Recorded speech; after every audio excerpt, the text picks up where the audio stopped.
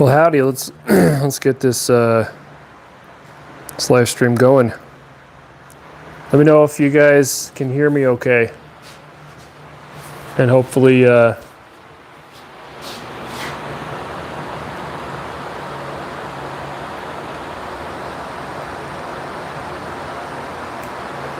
hopefully you can hear me okay.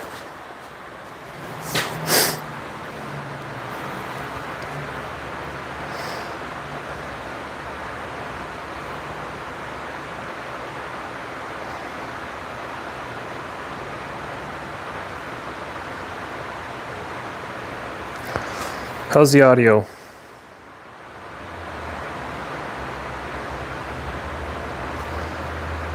Can you guys hear me? You guys hear me okay?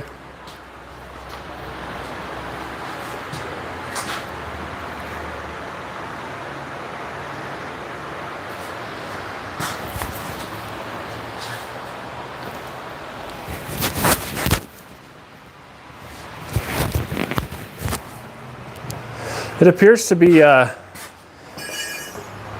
working on my end.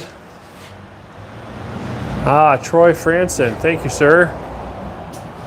Letting us know that the audio is good. One of our great clients, Troy Franson. And we've got Duck Rabbit. Thanks for chiming in.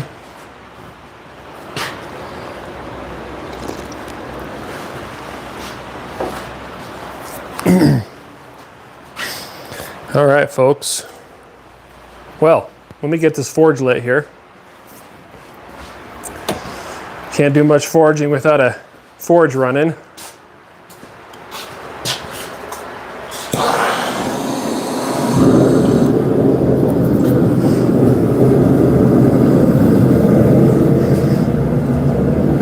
Well, not surprisingly, our good forging weather disappeared again. And the funny thing about that is, well, when I'm forging, I miss it.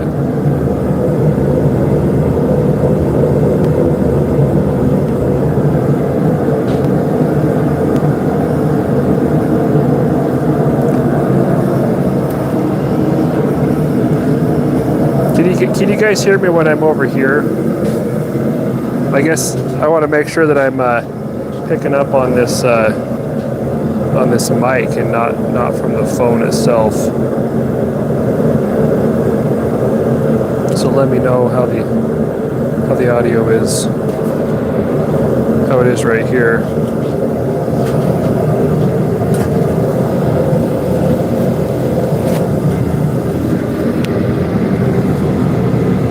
It's hard to know how to run this thing. Is that better? Mr. Duck Rabbit, moderator, sir. How's the audio now?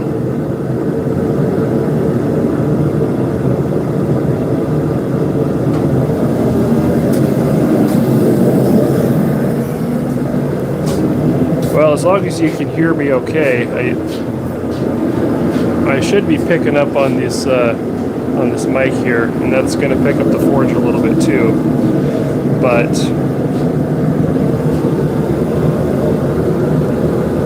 I don't know, technology stuff, man.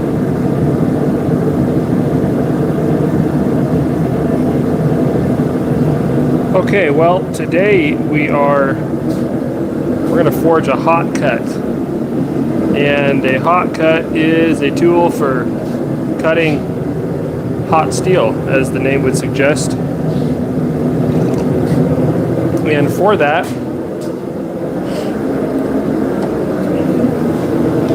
we'll be using this chunk of H13 steel. And this is enough to make a couple of these tools. I'm only going to make one, but we are going to have to cut this in half. And I was thinking about forging this out a little bit and then cutting it in half, but I don't know if that makes sense. Maybe I should just cut it in half now. I wouldn't have to heat it all up.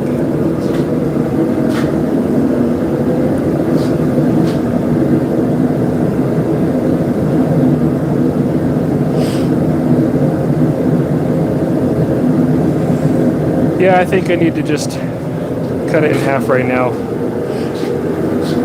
So, give you guys the view out the door here while I do that.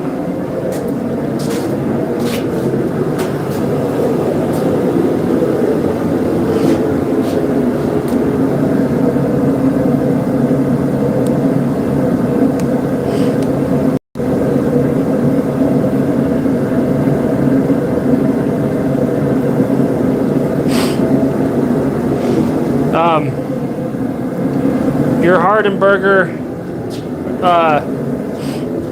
yeah, I've heard that YouTube will unsubscribe you from channels sometimes for no known reason, but I've heard that happens, and so it's very possible that you were subscribed and then became unsubscribed without you knowing it,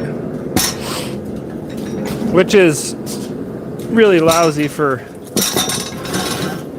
most of the people involved. But sometimes I would move you guys closer here, but I will lose Wi-Fi, and so that won't go well. So unfortunately, you're gonna have to observe from afar in this case. All I'm doing is using a angle grinder cutoff wheel to cut this chunk of H13 in half. That's going to be about perfect, I think.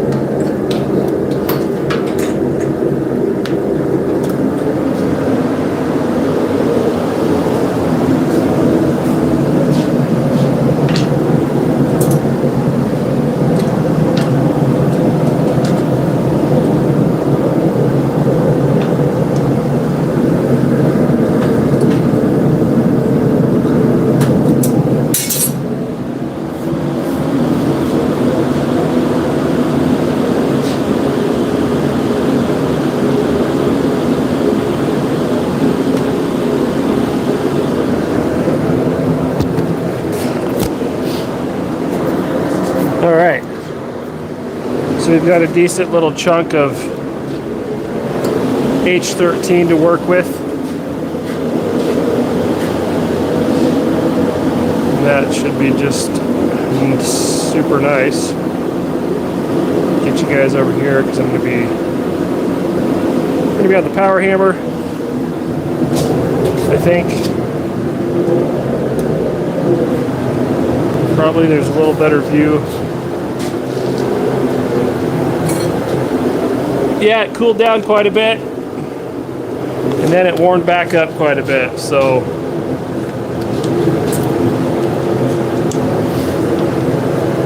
here we are.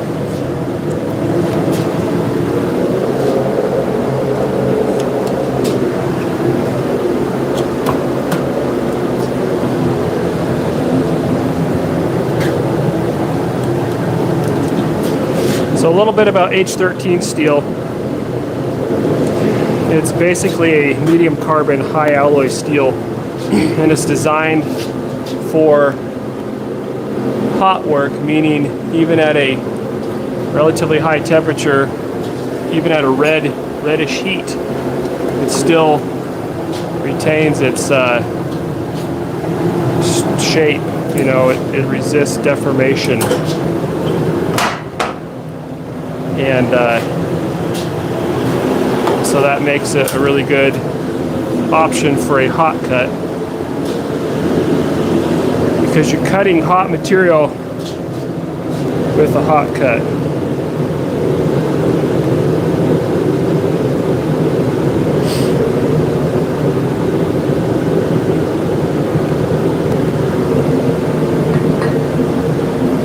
So a hot cut's basically a chisel, but it's got a handle. It's got a long wooden handle on it, and that allows you to hold it and keep your hand away from the heat of whatever it is that you're cutting, and gives you more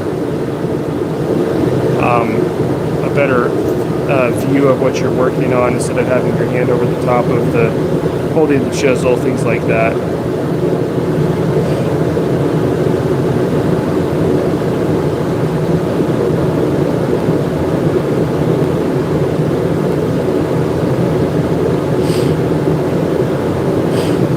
Yeah, it looks a lot like a splitting maul, as Duck Rabbit says.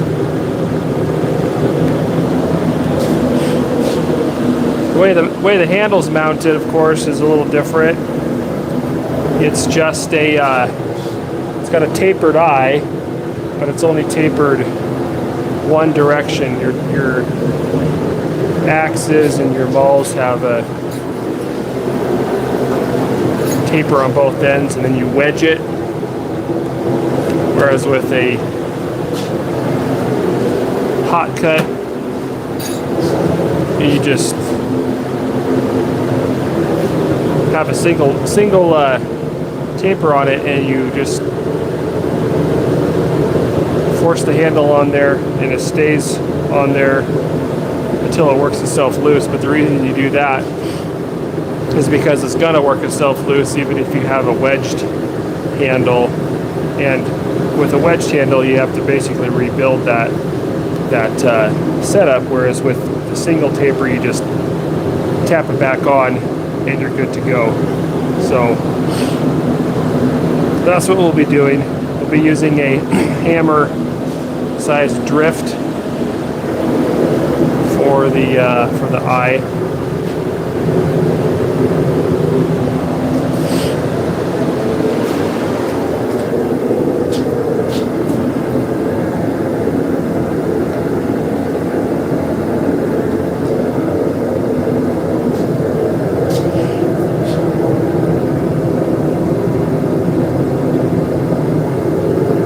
Trying to see how so how's everybody doing? Well, we're waiting for our steel to heat up and start forging that billet down to something more manageable for what we're doing here. How's everybody doing? How was everyone's week? And I gotta find my pickup tongs. Don't know where they are. It's not the ones I want to use.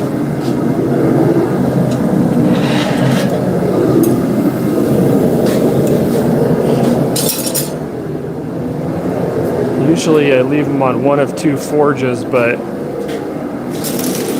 apparently today that's not the case.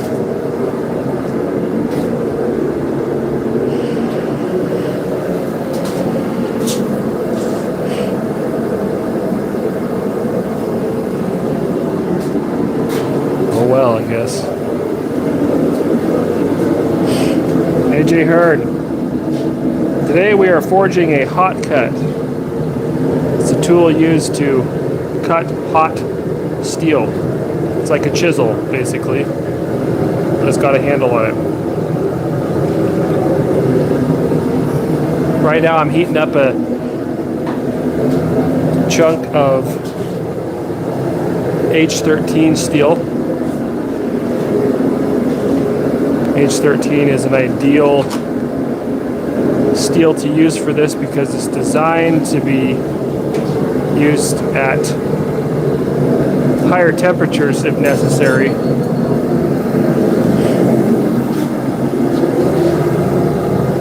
It's designed to retain, it's designed to resist deformation even at high temperatures. So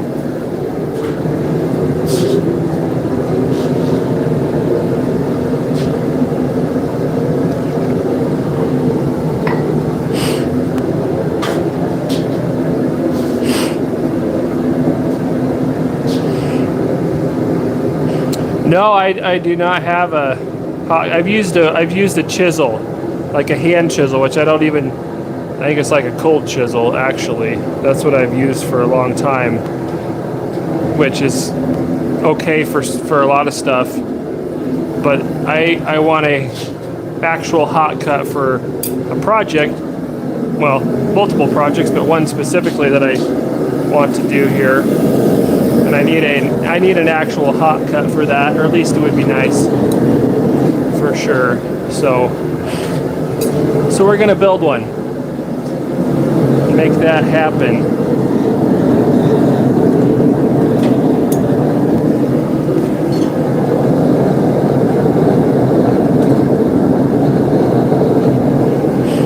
Because you know, one type of hot cut is the type that goes in your hardy hole on the anvil, and that's typically used for cutting off lengths of stock. I want this one, I'm making this one because I want a hot cut for splitting material. So this design is going to be better for that.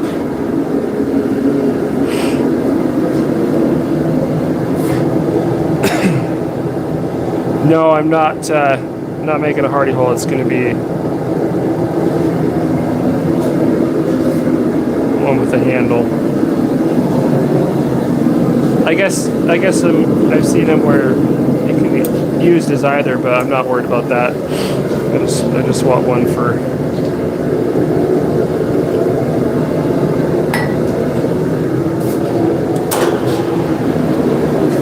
All right, here we go. Got to work this billet down. You can see it's kind of a rectangular shape. I don't know if that's quite hot enough.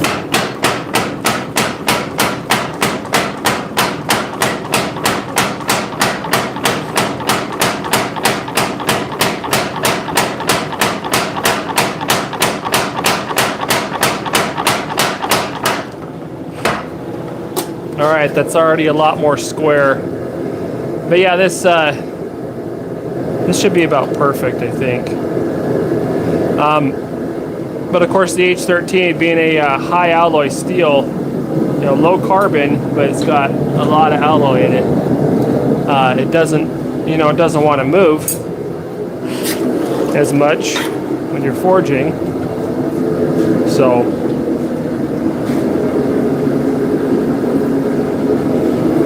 I want to get it up to a nice forging heat and not try to forge it any hotter than we have to.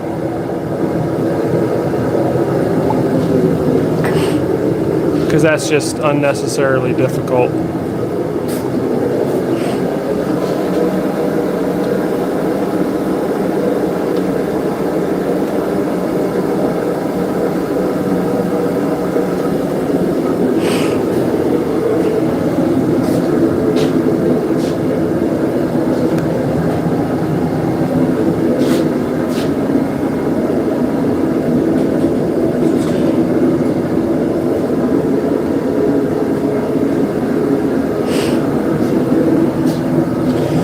AJ, the Zulu spear is heat treated and ready to grind. I have not gotten that finished yet. I have been busy getting a bunch of different things done before Christmas, and like right now I have a batch of hatchets I got to get finished. I was hoping to get at least some of them done today, and I did not get any completely finished yet. They're all in process. I got half of the handles sanded, handles on them sanded. I can't even talk. And so they're ready to hang all the way to haft or whatever you want to call it. But this is one of the hand axes. I've got some different sizes in this batch, and so there's that. And then I've got some trail hatchets in this batch as well, and the handle's just stuck in the eye just to keep them together. It's not set in there all the way, as you can tell. But anyway, I got these sanded. I've got some full-size carving hatchets that I have to finish sanding the handles on. Those are quite a bit bigger. These are, you can see how these are all rough shaped, and they're not smooth and finished yet, but I got them shaped today and the kerfs cut. So once these are sanded, then they'll be ready to hang as well. So making some good progress, but anyway, to answer your question in a very roundabout way, no, I haven't finished the spear yet, and honestly, it's probably going to be after Christmas. I have to get on the wood lathe and turn down the handle, and I did get a chunk of wood for it. Got a piece of oak, nice, like 2.5 inches, well, maybe 2 inches thick, so that I can get that bell kind of on the end of the handle on that Zulu spear. So that I've got everything I need to finish that. I just need the time, I guess. That's the only thing I need that I don't have yet. And that'll be good to get that done. All right, let's pull this out again and work it down to a nice little billet here. Bring you guys over so you can see the hammer, hopefully. There's a delay on this for me, so I can't see where the camera's pointing immediately. Looks like we got it.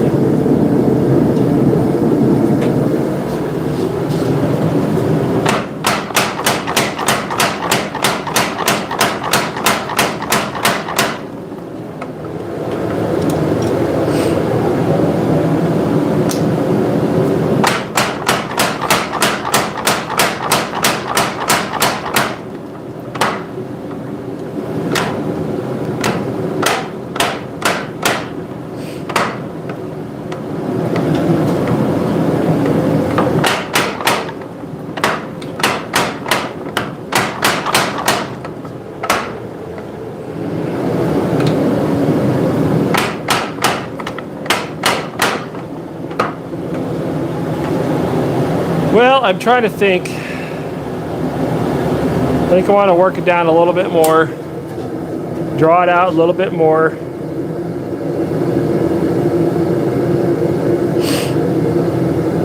A little bit, not much.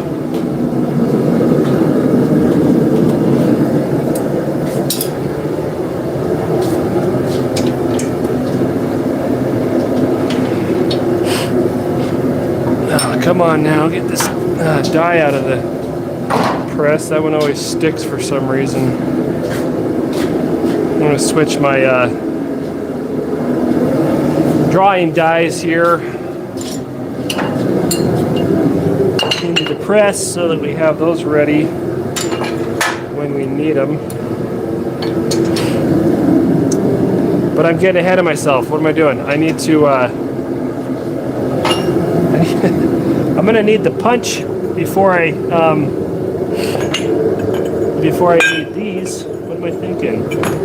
So let's go ahead and put the punch in there. I'm going to put my hammer punch in there. It's a little blockier and little more square in dimensions than the hatchet and axe punch, as you would expect. Kind of matches the final shape of the eye more.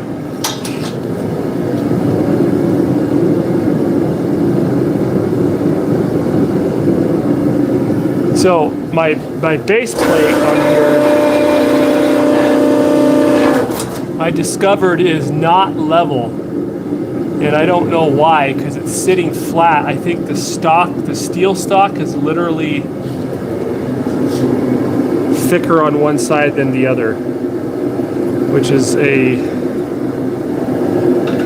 really unfortunate. But I was literally having a bunch of trouble with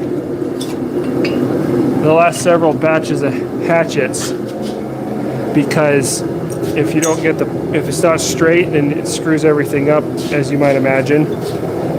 And I couldn't figure out what was going on. And then this last batch here, I realized this is not level. I don't know if it's because the base plate is warped. I'm not sure what's going on, but it's not good. So I'm gonna hit it with the hammer is what I'm gonna do. I'm gonna see if I can literally knock that, kind of bend that a little bit. So where's something I can use for a punch?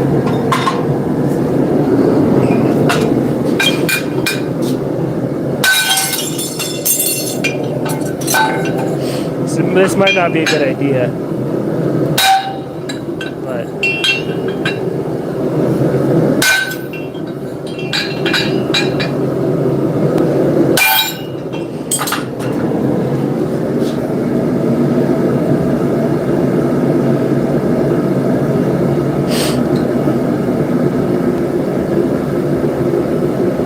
honestly, it's still not really level. Let's pull this billet out before we just leave it in there forever and cook it too long. I want to do that even though it's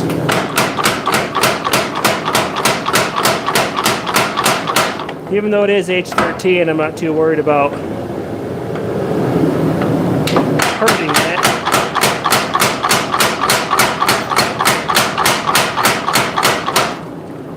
So I guess I'm going for about a 1 inch round size, or excuse me, 1 inch square size, not round.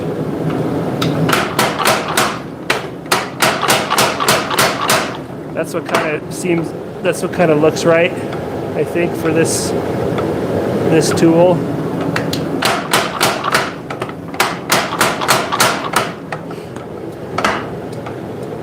Trying to keep it nice and square.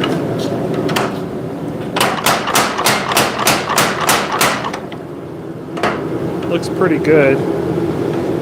Pretty good.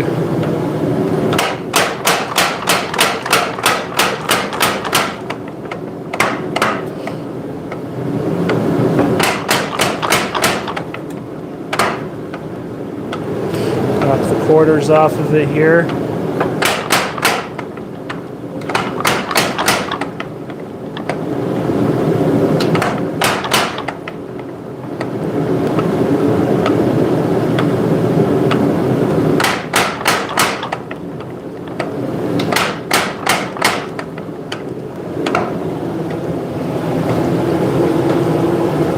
Okay, that looks pretty good.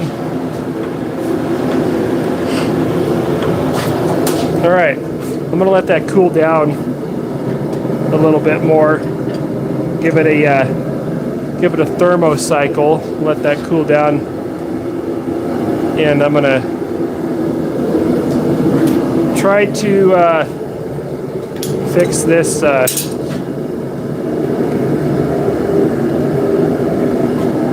Bit of tooling some more, if that's going to be possible.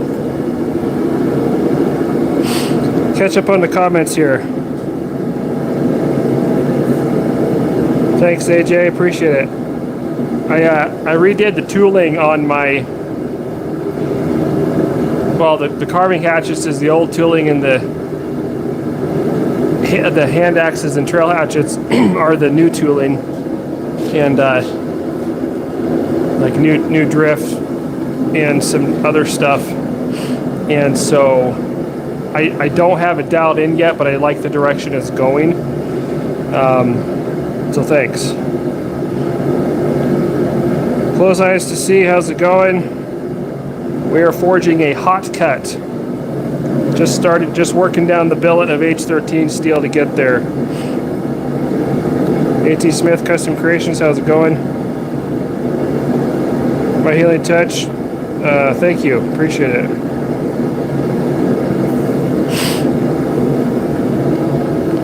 All right, so the latest thing is that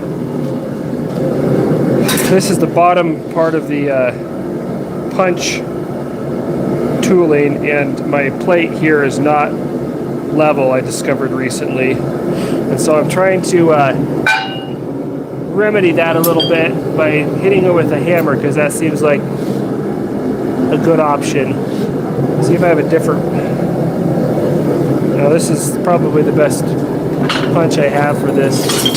I'm hoping to kind of bend this down a little bit. I think the plate, the bottom plate, is a little bit bent or something. I'm gonna hold this with some tongs so I don't hurt myself as easily.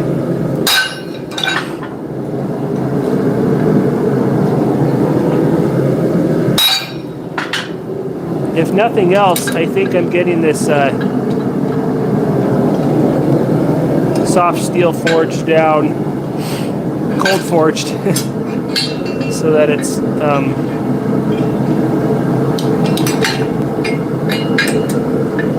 sitting more. Come on, more like it should.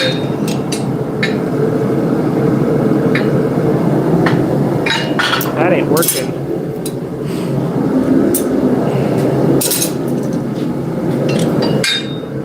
Come on now.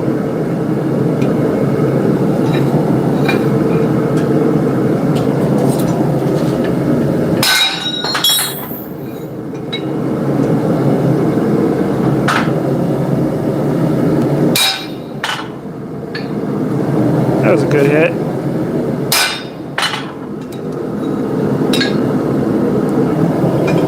The problem is I can only reach right where the hole goes through.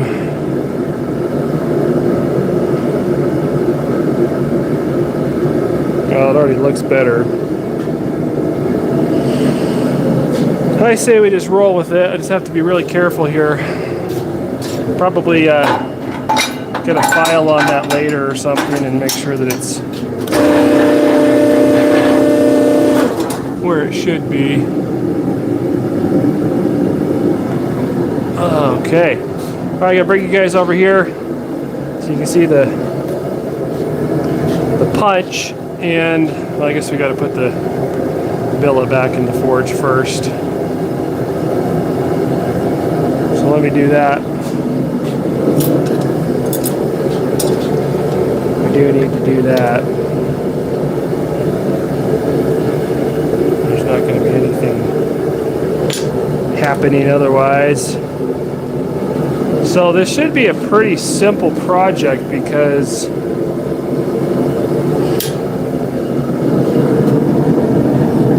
unlike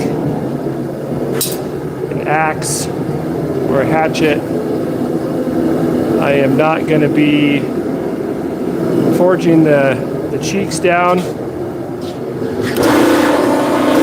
because you want to leave those as just really thick, so that, well, I'll explain why, but they have to transfer the energy from the back of the tool down to the edge. And so if you have thin cheeks around that eye, it's going to flex potentially and minimize the effectiveness of the tool.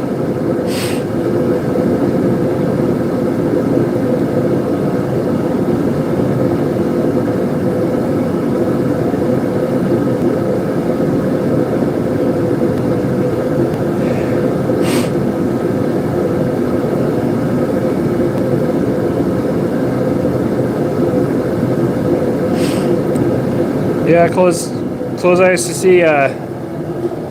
For a long time, I used a hammer that was probably. Well, let me grab it here. For a long time, I used this hammer right here. It's a farrier's hammer, and it's, I don't know, it's probably 2 pounds-ish. And it's a nice little rounding hammer.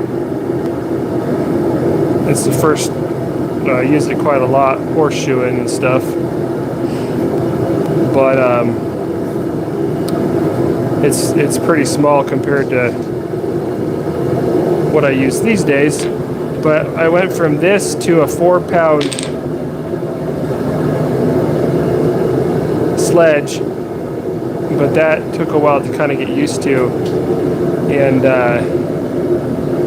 then eventually, this is about 5 pounds or something. But it's not about like big muscles and stuff. It's a lot more, I think, about like twitch muscles and connective tissue and stuff is what your body has to get used to, and that takes time to. But at least it did for me. It took a long time for me to be able to work up to where I could actually use this size of hammer. And the reason I moved up to this size of hammer, and I think this is plenty big. I don't always use it. Sometimes I use I have like a 4-pound or something over there.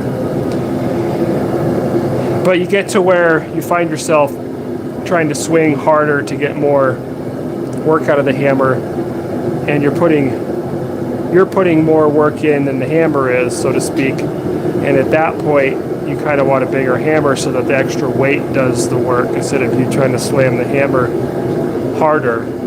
Although obviously in some cases that's what you're doing, but that's why I moved up to that eventually. And anyways, it took me a long time though, years.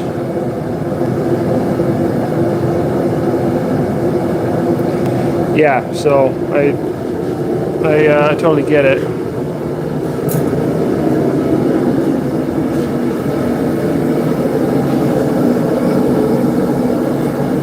All right, we got our billet heating up. It's getting up to a nice orange. You want to punch hotter rather than cooler, because it's actually going to be easier on your punch and stuff, because the quicker you can get the punch in and out, the less heat is going to be transferred. And if you are spending a lot of time or whatever, because your material, your stock is not hot enough, that's actually not going to benefit you. So I've got some, this is beeswax and graphite that I mixed up myself. This is my punch lube. And if everything goes well, we should be able to punch this in one heat. And I use this in between. It cools it a little bit and lubes it. And normally I'll be cooling the punch in water between every billet, but we're only doing one today, so that shouldn't be necessary.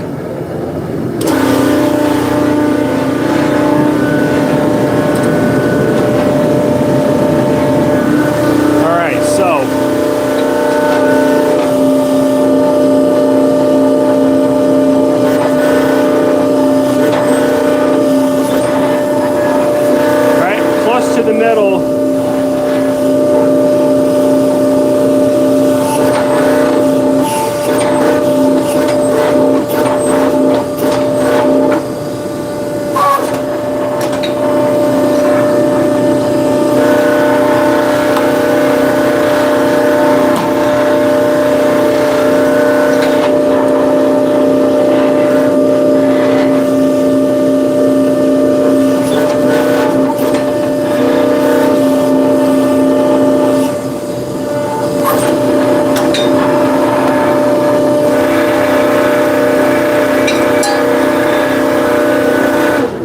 Okay, well, we have a successful punch, except for it's a little off, and that is exactly what I was talking about with that base plate there that I was having trouble with. It's off center. Very clean punch.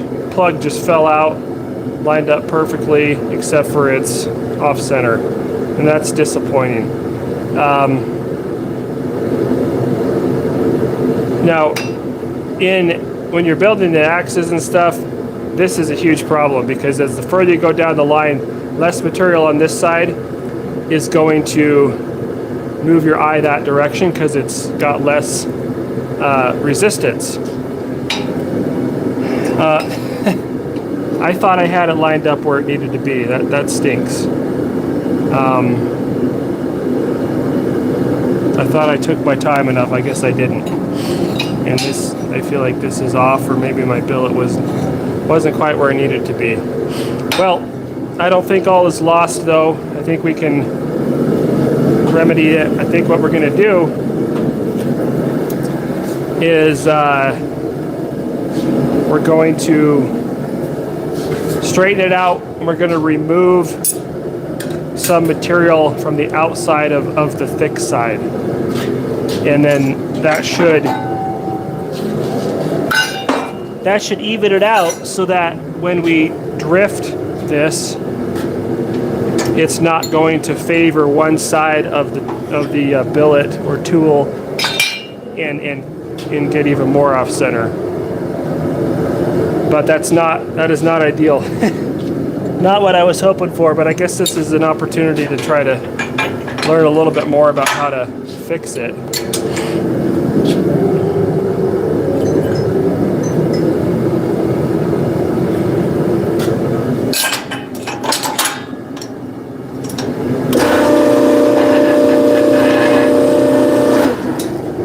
So what I'm going to do is heat the billet back up.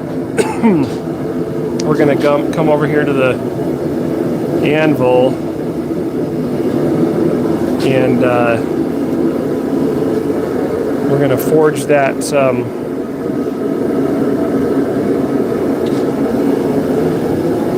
let's see, we're going to forge that side in a little bit.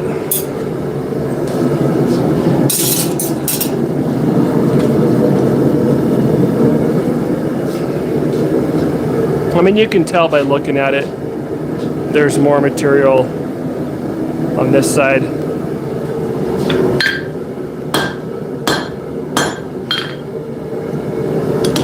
So I'm just gonna forge in this side a little bit, get them evened up, but like I said, I can't leave it like that. I have to go take a little material off of the thick side. So I'm just gonna do that real fast here.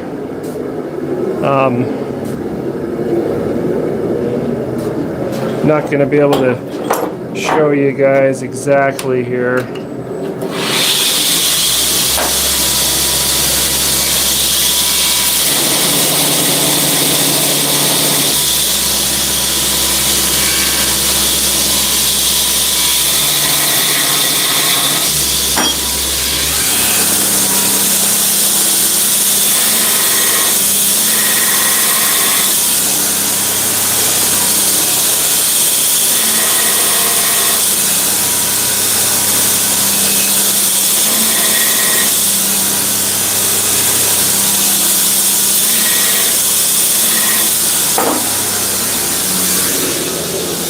Yeah, and that after I just got done talking about how important it is to keep it all centered. Anyway, so you can see that I ground some off of this side, and it looks more even now. Although this corner right here needs a little bit ground off too.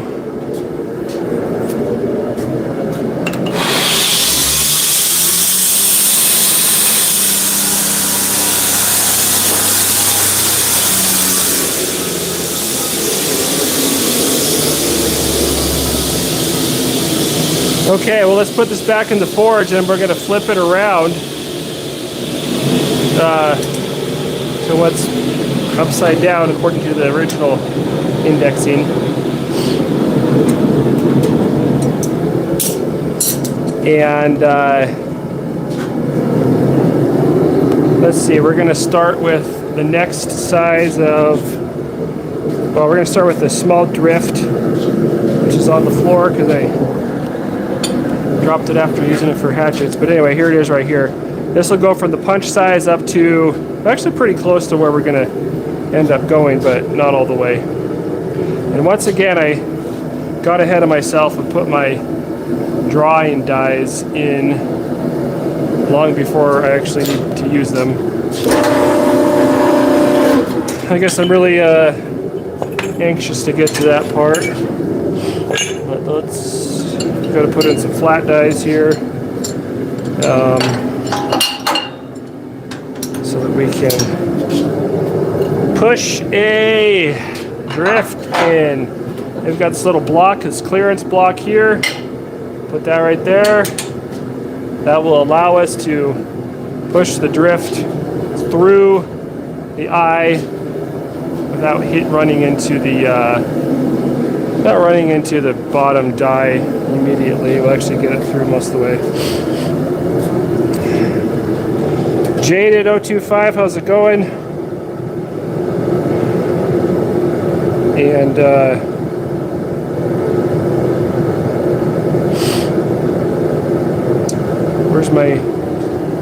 where's my internet? Come on, internet.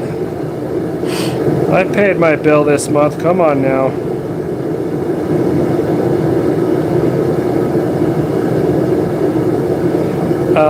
There we go. What do I like best for removing extra material? Saws, belt, angle grinders, hand tools.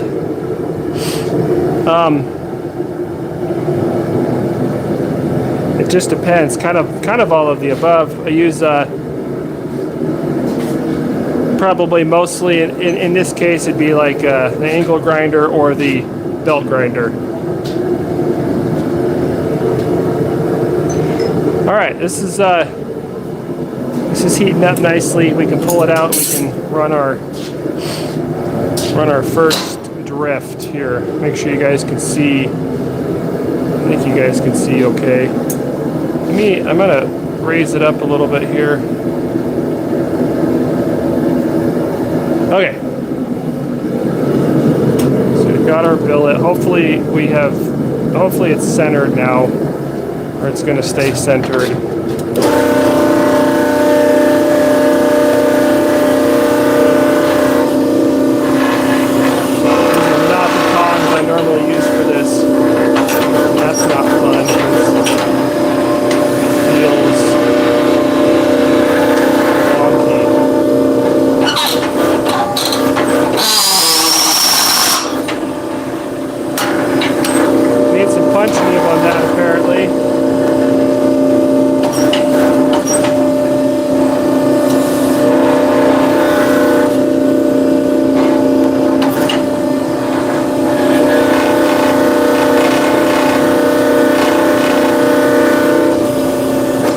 Alright, let's get over to the swage block and knock that out. Alright, so this is what we have, guys.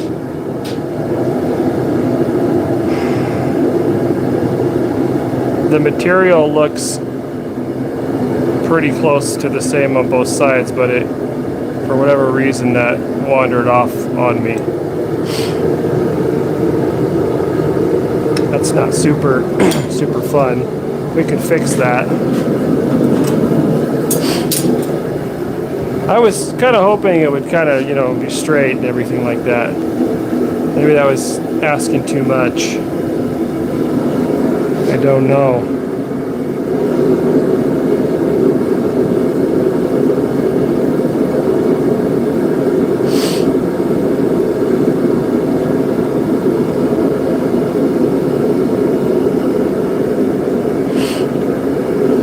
Getting in the old Friday relaxing mode.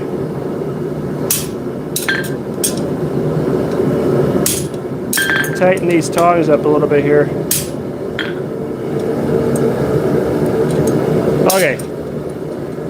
I am hoping that we can correct this without too much difficulty. and we'll see. The other thing is this is my intermediate hammer drift. This is the full-size hammer drift right here. That's a pretty good sized eye. I'm not going to go that big at all. I almost think, well, I think I'm just going to go on the lower end of this actually, because the eye is already looking real close to what I was envisioning just with the first drift. And so we're not going to have to do a ton of drifting at this point, but we do have to fix the wonkiness here, and it's kind of wonky. So we're gonna lovingly tap that back over, and I think we're gonna come over to the power hammer and work on the back. I don't know what to call it. The back of the Hotcut that you hit it with the hammer, whatever that be called. I don't know. I don't know what to call that.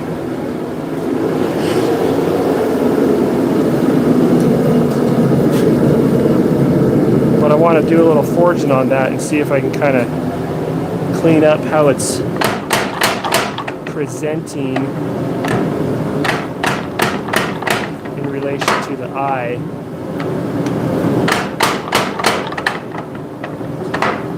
You know, it doesn't have to be it doesn't have to be perfect. I want this to be lined up. I don't want to have it not be straight. So that's just, I don't think that's asking too much. I really wish I could find my other tongs, my other pickup tongs. I cannot find them. I don't know what happened to them. It's shocking. It's the first time I've ever lost anything.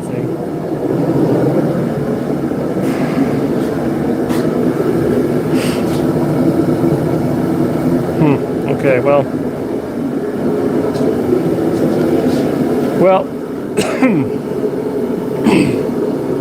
like I said, I don't think we're going to have to do a lot more drifting, so I'm going to do it by hand here at the swage block, and I might have to use this. Yep. Use this so we don't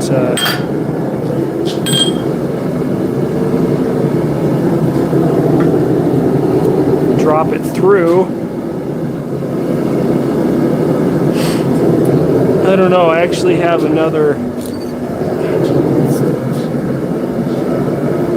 This hammer drift is a little, it's less tapered. I think I might use this one.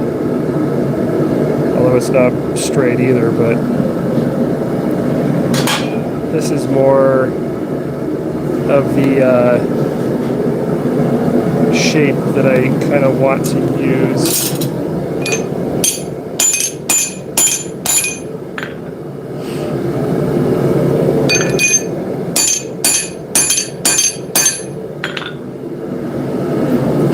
Yeah, it's not going to straighten, but anyway. Just need to make this a little more flat.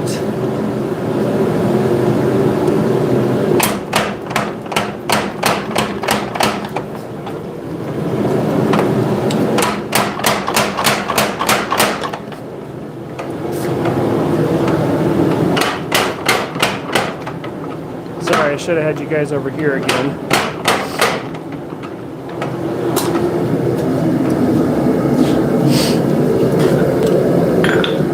I'm still kind of working on correcting the eye, and so I don't want to drift it anymore without having it straight.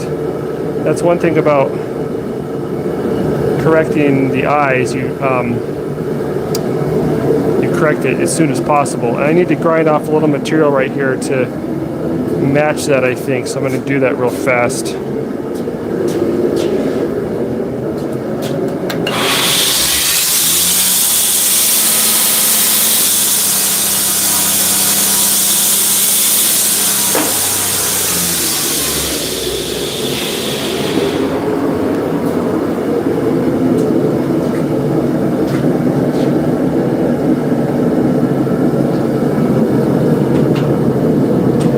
Okay, so this isn't going to be a lot of drifting, which is nice.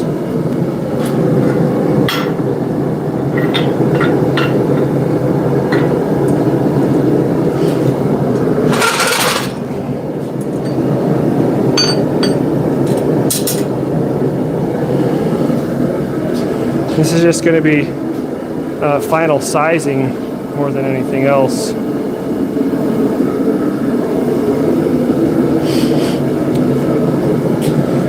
Jaded used to brew his own beer. That's something I've always wanted to try. And I think it would be healthier than your, you know, commercial beer, because it should have the probiotics or whatever, the live cultures. I don't know, maybe not.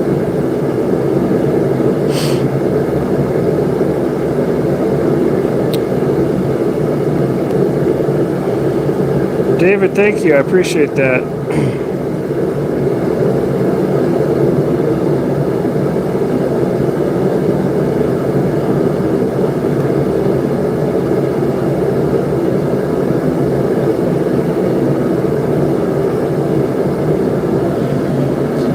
All right. Well,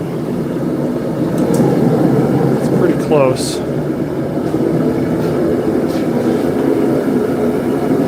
The other thing that can affect how you're drifting something is uneven heat. And so you want to make sure that your workpiece is heated evenly.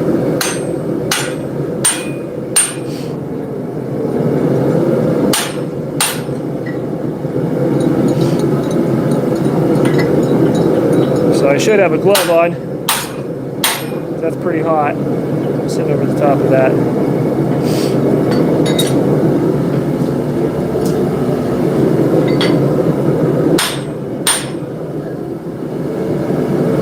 It's kind of going under crooked.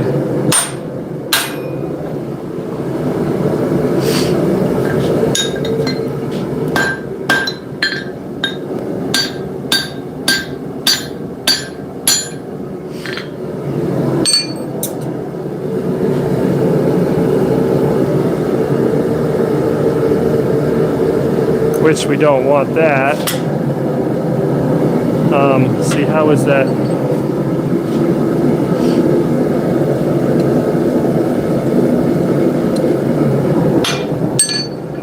Okay, so I need to tweak it. Just a little bit like that, hopefully.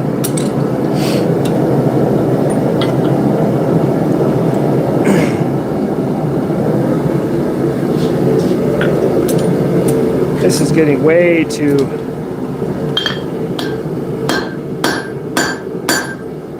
cold to move much, but okay. This is what we're looking like right here. I'm just trying to get this eye drifted open a little more and make sure everything's sitting square and indexed properly, and it was not quite. So hopefully I hit it in the right spots to move the material so that it wants to go in the right direction.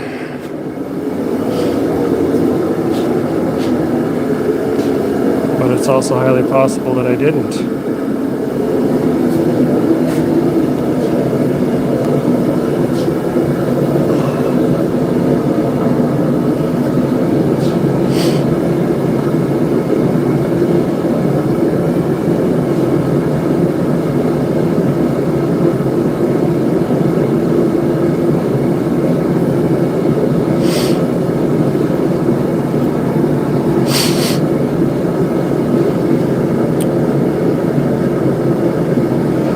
don't know why, but YouTube keeps switching this back to top messages instead of all messages, and so I don't know, I may have missed some.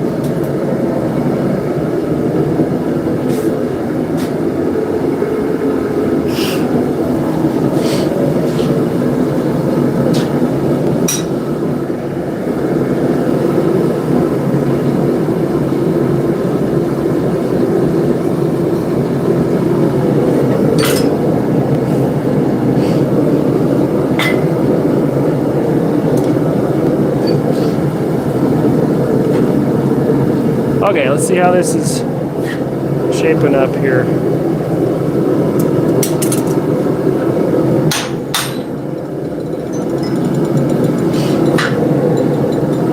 Well, it's definitely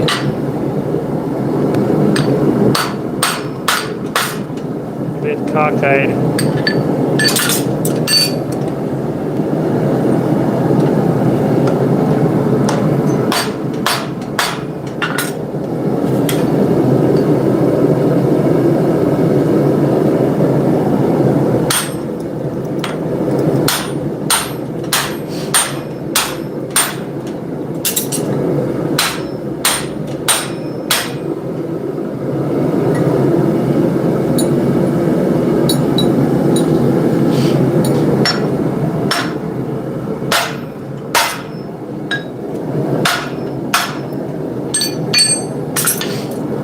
A little better.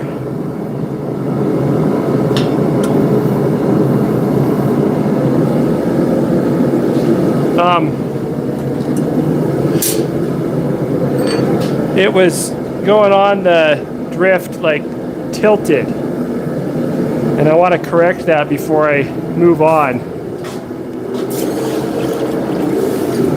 Do not want that. Well, I think I can finally actually switch my dies over to my drawing dies now for the third time.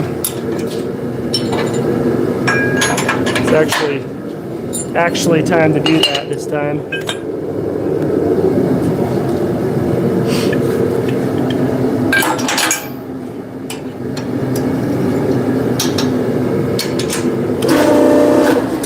So as I mentioned earlier, my primary reason for forging this Hotcut in this case is because I want it to I want to use it for splitting material, and so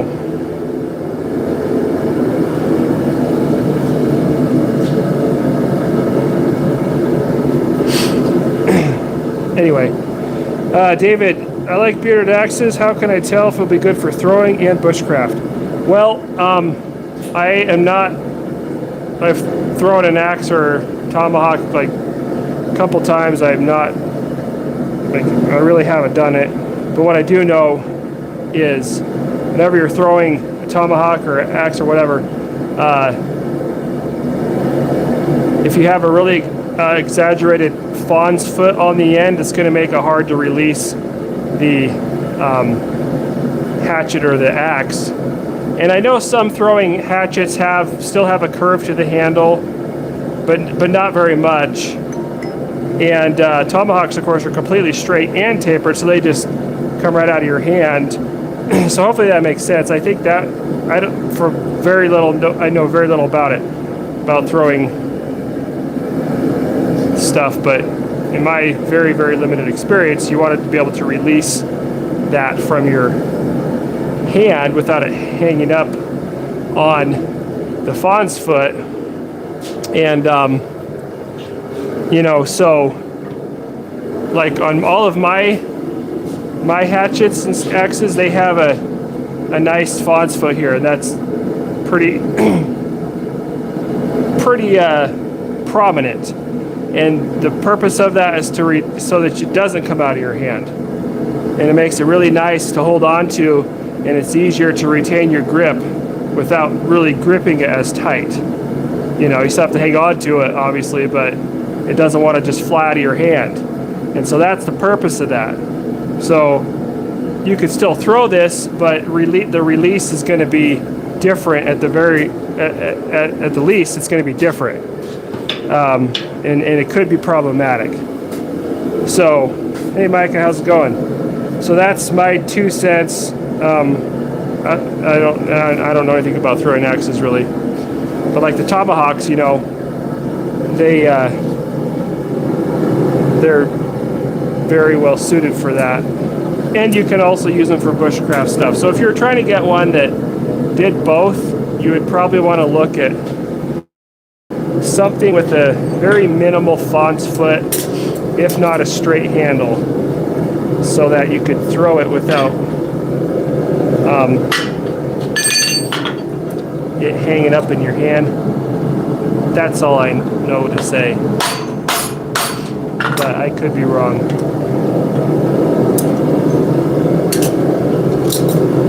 Okay, that's nice and straight on there now. That direction, not so much that direction. I want it to be straight both directions.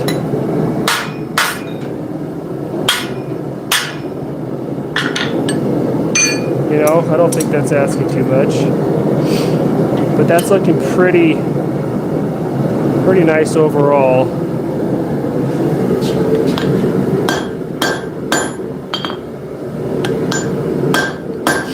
Kind of nudge that eye back over a little bit right there. Okay, I'm going to heat it up one more time. hit it with the drift one more time, and then we're going to forge the edge, the bit of this Hotcut, and then we'll have to come back and touch up the eye a tad, I'm sure, but shouldn't be too bad.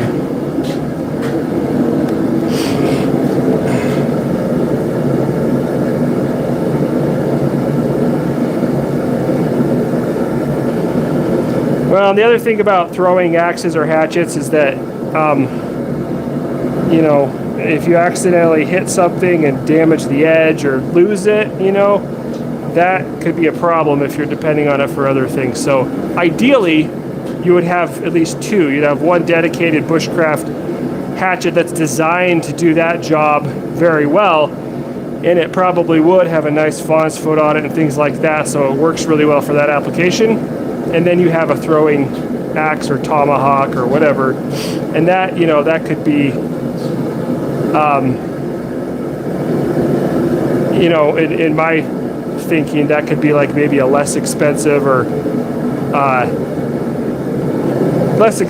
not as nice, just, I mean, serviceable, but not a really finely tuned axe, you know, because you're going to be throwing it around.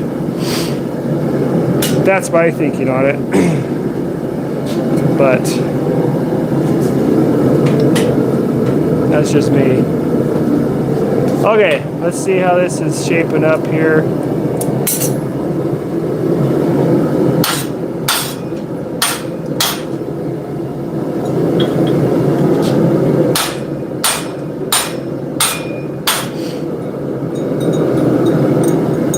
Well, ironically, I guess I still didn't take enough material off on the, at least one spot with our off center eye punch. Because it's still doing exactly what I said it would do. And so I'm really bummed. I didn't get that eye put in there straight, that punch in the very beginning. So you can see what I'm talking about right here. It's bulging out right here, and you can see how this side is staying put because there's more material on that side. And so I can forge this over,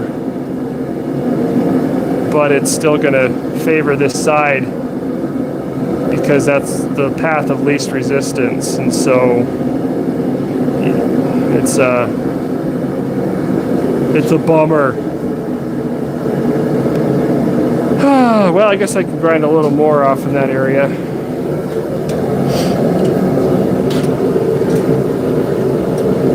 That's like the simplest thing, but literally probably of the most importance when building tools is getting the eye punched straight and centered. I thought I had it this time, but obviously not.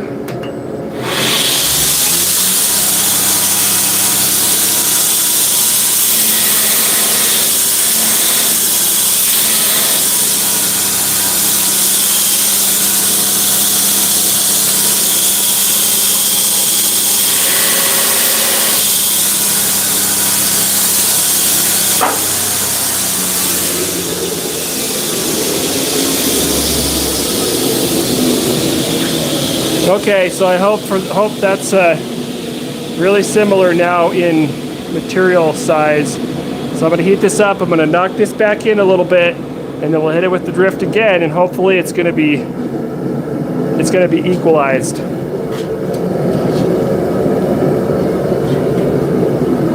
That is the hope.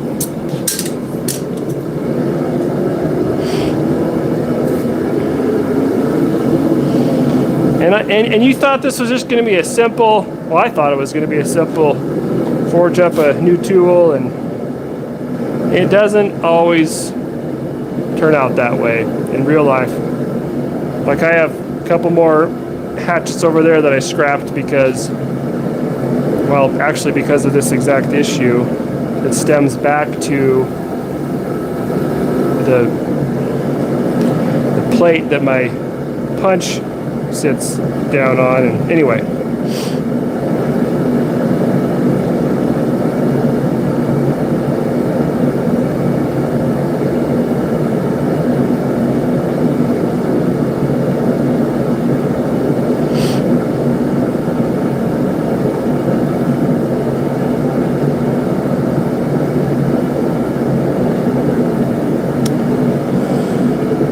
Yeah, starting small, nothing wrong with that. You can do a lot with the small setup. You can do a lot with the charcoal or coal.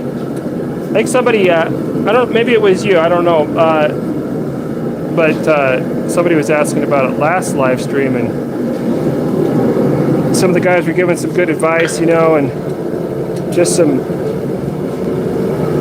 basic, just some fire bricks set up to kind of contain a charcoal forge. So yeah, so we can knock this eye back into line here, and that's a good thing to know how to do. But if your material is unequal, then it's going to keep moving over to the side that's got less material. So that's no bueno. So I think I need to take a little more off up here at the back of the tool too.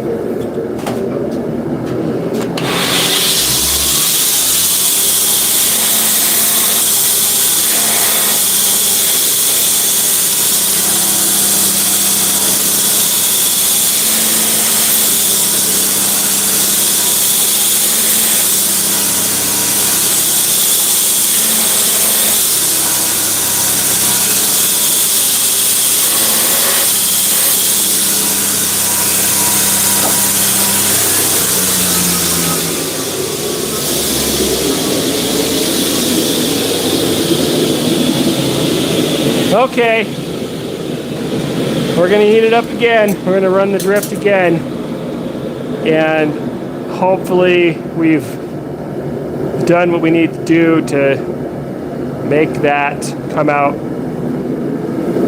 centered and not wandering off to one side.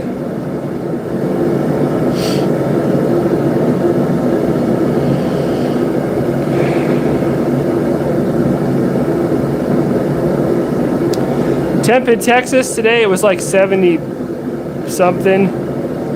It warmed back up, so it's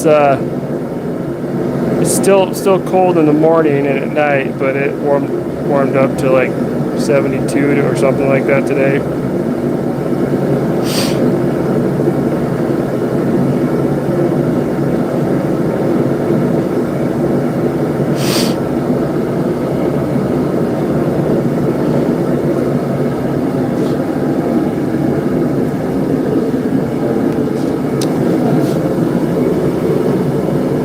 It will cool down. Probably. They just never know. Like, it cooled down a couple weeks ago to freezing, which isn't a big deal for most places, but for here it's noteworthy. You see all the little grinding particles coming off of my shirt into the air and burning in the flame coming out of the forge there. Which is why you want to wear, breathing protection most of the time.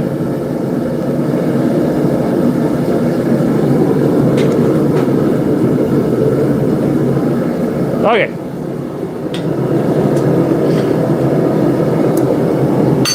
Should probably put my glove on before I grab that. It's not super hot, but it's not cool either.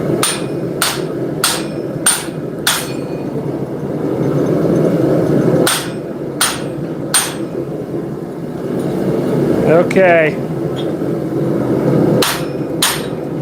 Now, like I said, this is a single taper, and I have been forging it from both sides, or drifting it from both sides, but I need to stop doing that because it needs to be able to have a single taper on there. So I think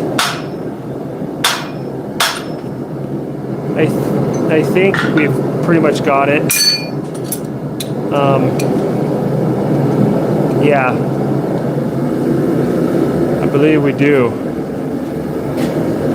Getting kind of cooled off here, but I'm gonna tap it with the hammer a couple times.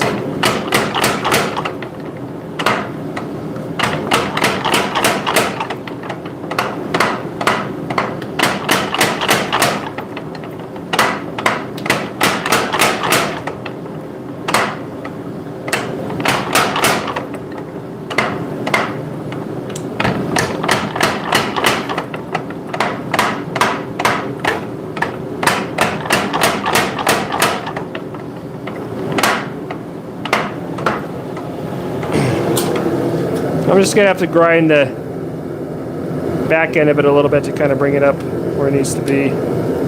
All right, so we're ready to forge the bit. The blade is the bit. That's what it is. You know what? I just had a wild idea. It's probably a bad idea, but I thought, why don't I forge it at a 45-degree angle so that I can hold,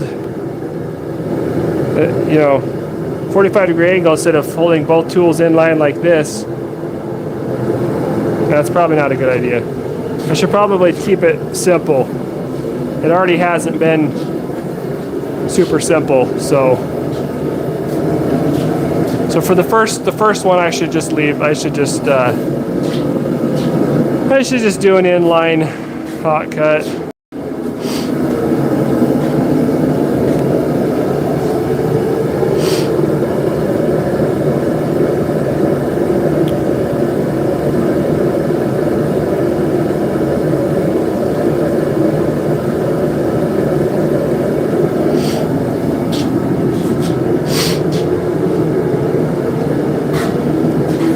Yeah, I gotta protect the lungs. I mean, you're gonna end up getting breathing some anyway, but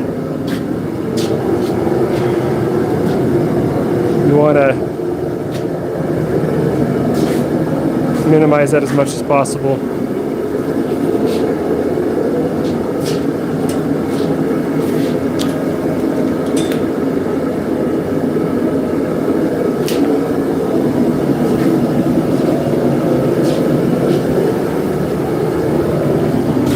You know, I should probably, these are a little bit smaller drawing dies. I think I need to use these instead, because that's going to give me too big of a radius coming off of that eye. It's not going to work as good. So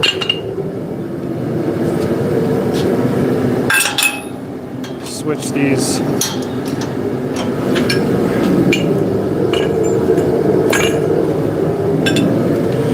I've used these a whole bunch, but they're kind of smushed.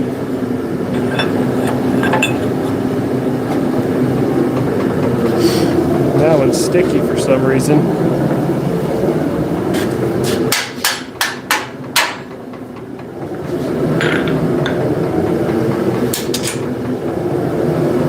Okay.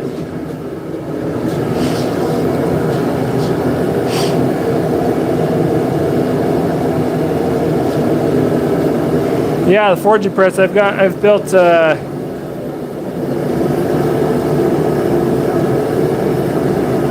guess at least 7 die sets for it, not counting the punches.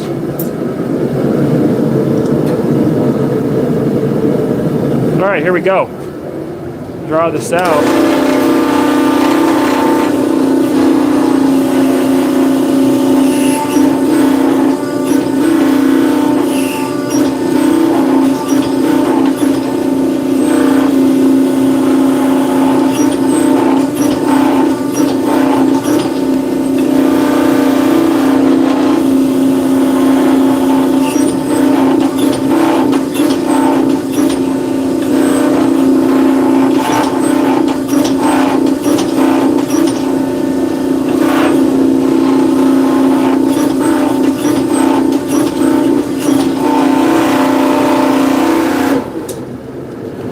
So you saw me flipping it each time because these dies are not completely level, so you got to equalize that out.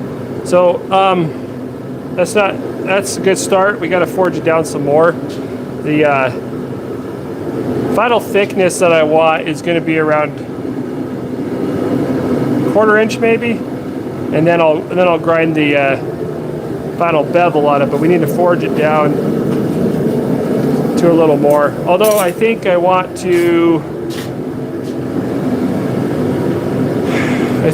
flare the bit a little bit.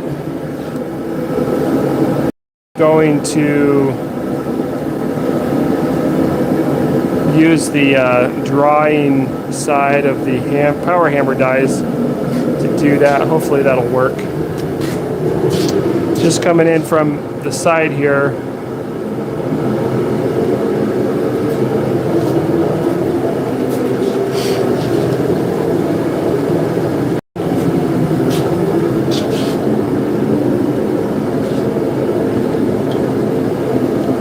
Little extra oil here. I had a can for some bar oil, chainsaw bar oil, because it's sticky, you know, it stays on better. And so I had a separate oiler for that. But I had a little person in the shop, my little future apprentice, and he likes to put stuff in the quench tank, and so it got dunked into water unbeknownst to me, and of course water sinks to the bottom of oil, and so the bottom of that got completely rust covered, and I started getting some cruddy looking oil come out of the can. I couldn't figure out what was going on until I opened it up, like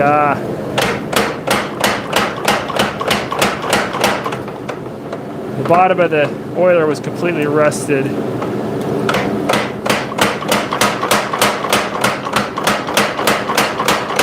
So I chucked it, gotta get a new one.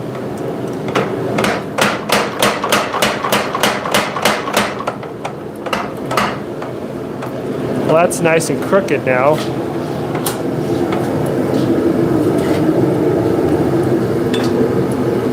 Woo! See that? Gotta straighten that out.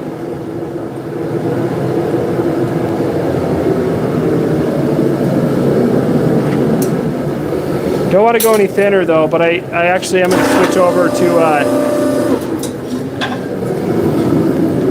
the larger drawing dies because I want to kind of work that tapered end. Well, this die is sticking in there too. Try to get them so they don't like flop around and have a bunch of play in them, because that's not good either, but some of them are a little tighter than they should be.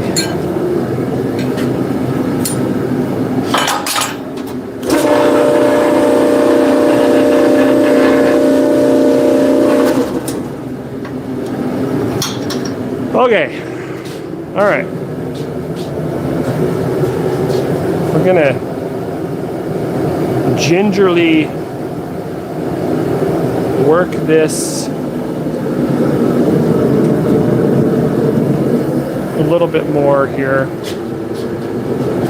Well, you know, I might just hit this with a hammer a couple times and try to straighten it out.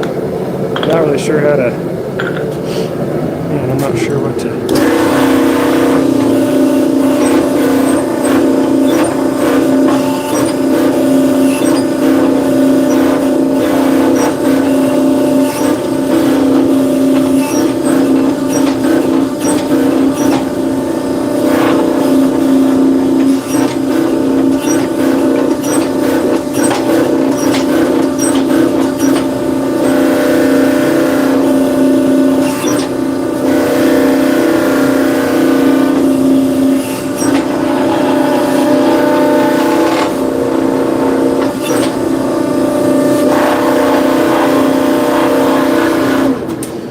No, I don't like that, how that's working. It's really not working.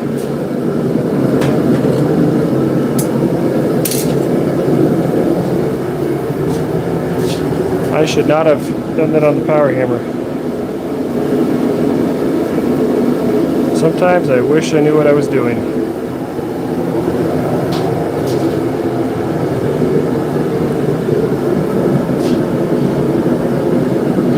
Oh, yes, I know what I need to do. I need to use my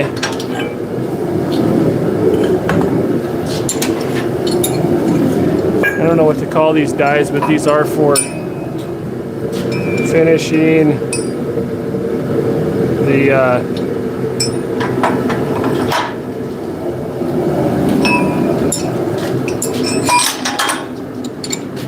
bit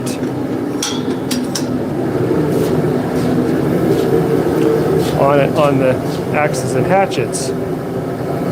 Hopefully this will remedy our problem.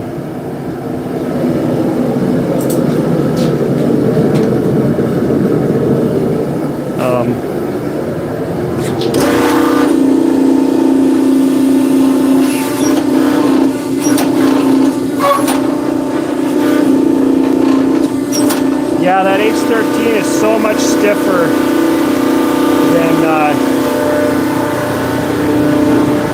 anything else, really.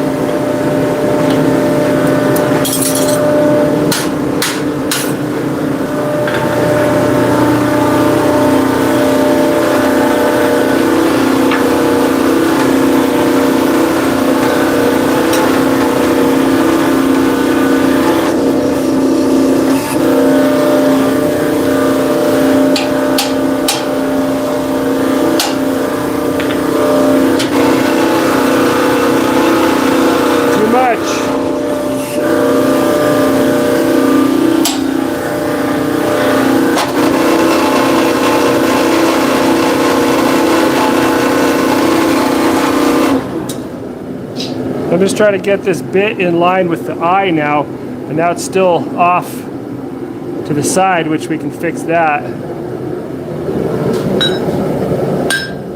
It's better than it was.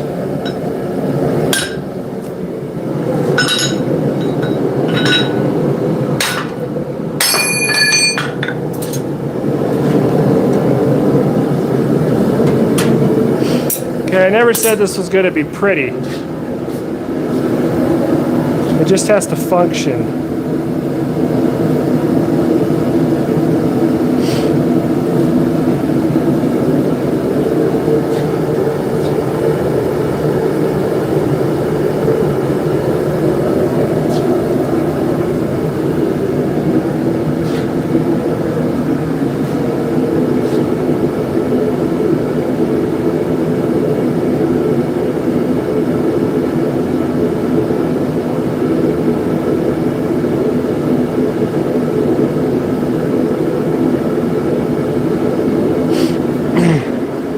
Yeah, you got to watch out for those angle grinders.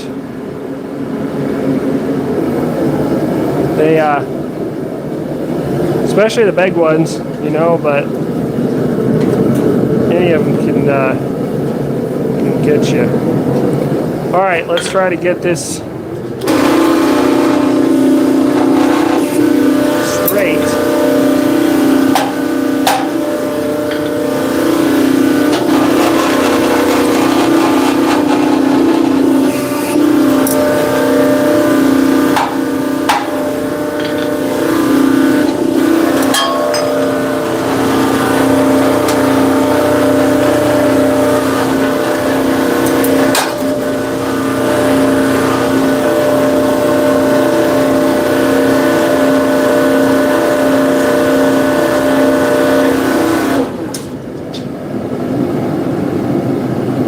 Yeah. Let's see here. I'm gonna have to think about how to get this moved around. It doesn't make it easier that it's H13. It does not want to move. It does not take well to bending and that kind of thing.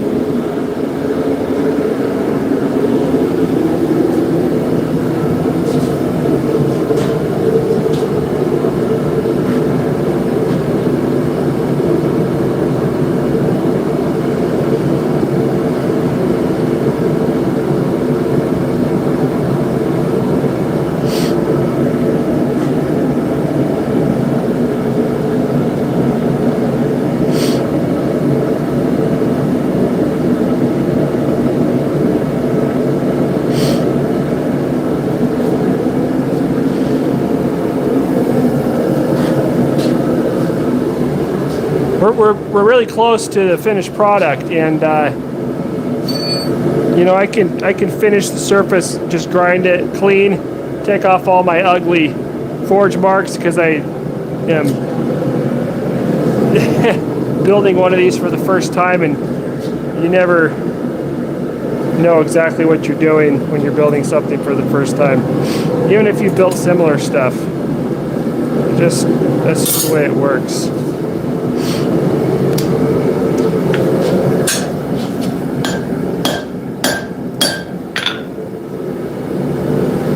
Yeah, that was the opposite of what I was trying to do here.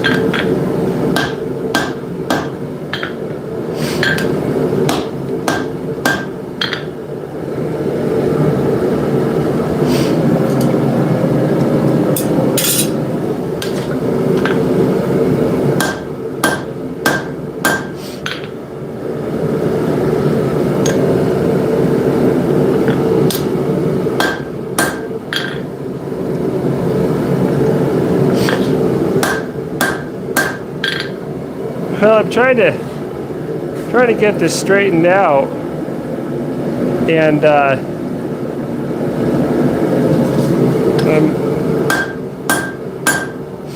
kind of closing the eye up in the process.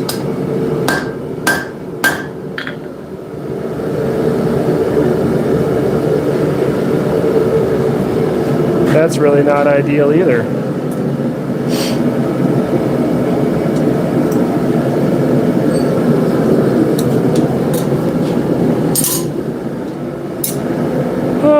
Okay, well, the goal at the end of this is to have a functioning Hotcut, and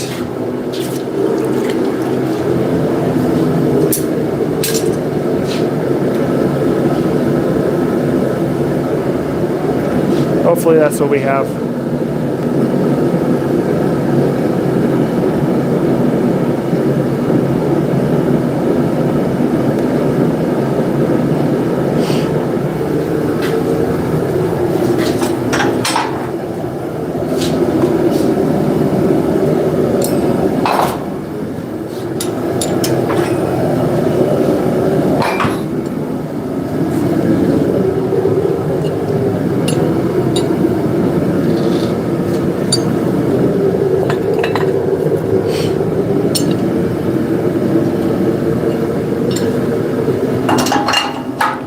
I have a plan.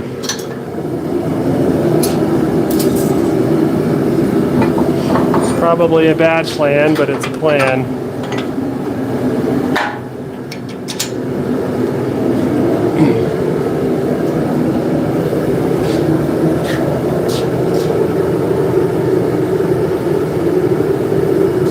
So we've got a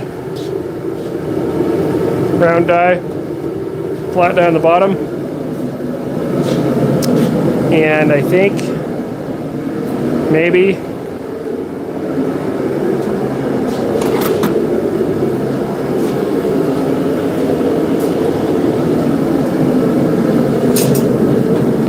see, normally you punch the eye first and then forge the bit and everything like that. And that works really well in most instances and everything that I've done. But I'm starting to wonder if it would have been a good idea with this particular material, because it doesn't move hardly, to maybe forge actually forge the bit and get the general shape of your tool and then punch the eye. I really think that might have been a better way to do it with this H13 steel. But see, you don't find that out unless you actually come out here and start doing stuff. So I'm going to see if this works. Remove this where we need it to go.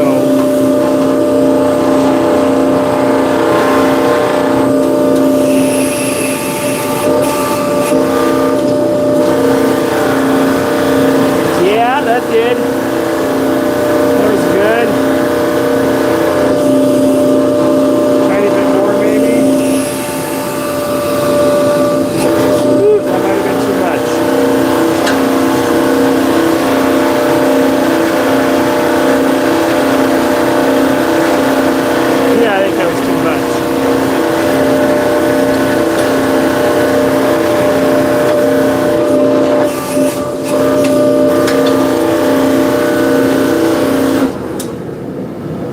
Okay, I think that's pretty close. Well, as you can see, I've completely closed the eye back up almost. Now it's still a little off.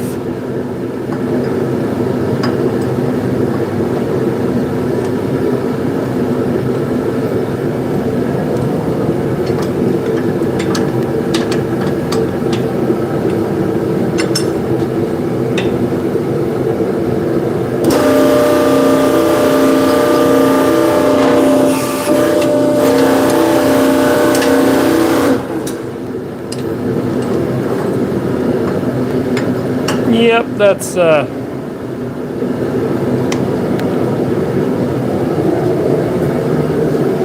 this might just be a tutorial on how not to do this.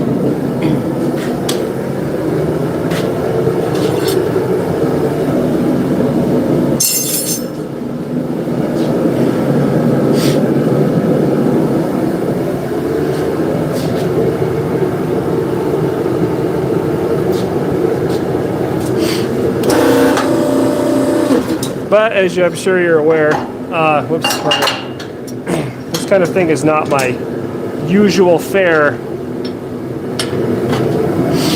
It's definitely a stretching and learning experience.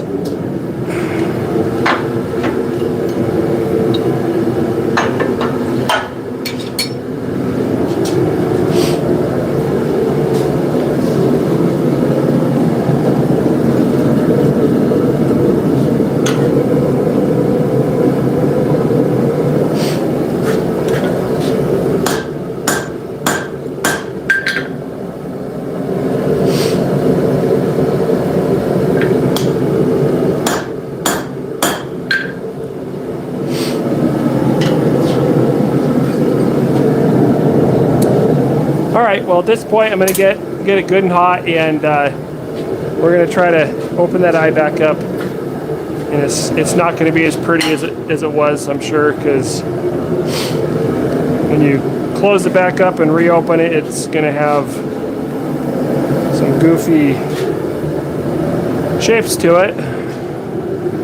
Not going to be completely round.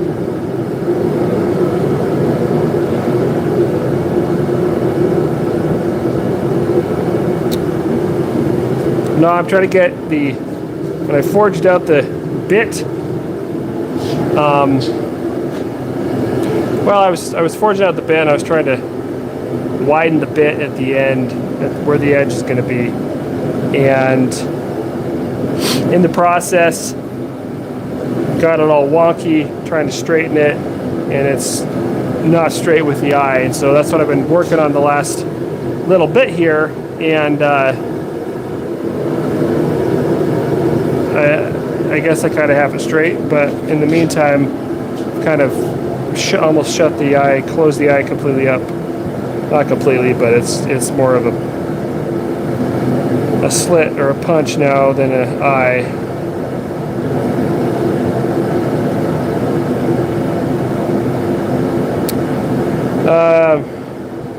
How do you finish your items? Do you use tools, belts, whetstones? Well, excuse me. Like on the axes, pretty much. Okay, so like on this is gonna have, I'll forge it down to about a 1/4 inch thick maybe, and then I'll grind the final bevel on it. And same with the axes, and then those get further sharpened with a whetstone or diamond plate stone or whatever, and then stropped. This isn't going to get all of that because it's obviously a little different different tool, so it doesn't need to have a razor sharp edge. It's going to be more blunt. It's got to hold up to pressure more. So, all right, we're going to try to drift open this eye again. Get it nice and hot so it actually moves for us, and then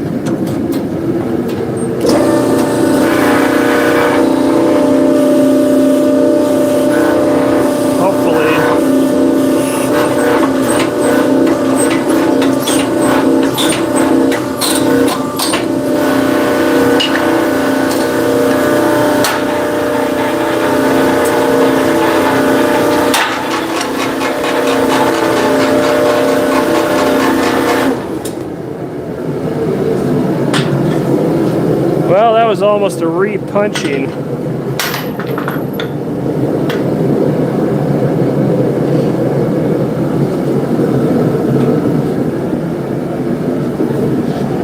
But we got it open back up.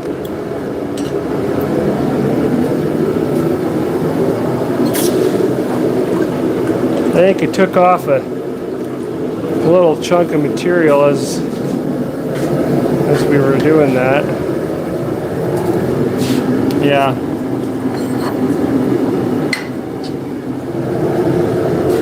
It ain't going to be pretty, I don't think.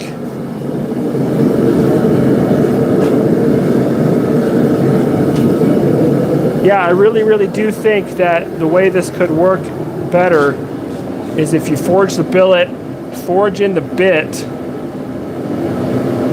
and then punch it. I don't know, but either way, getting it straight and not screwing it up at the very beginning like that is definitely what you want to do, because man, it's so much easier to get it right the first time than having to try to fix it over and over in the process.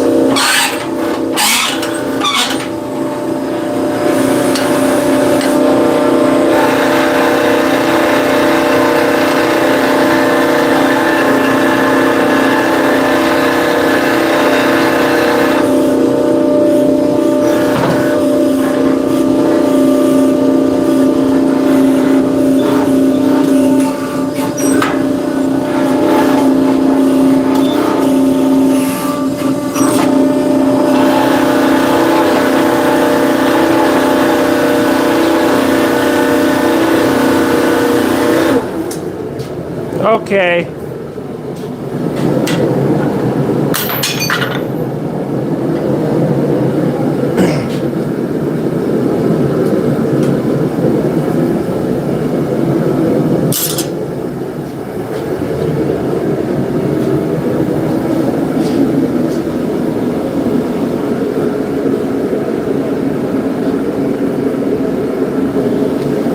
Honestly, at this point, I almost think it would be easier to start over.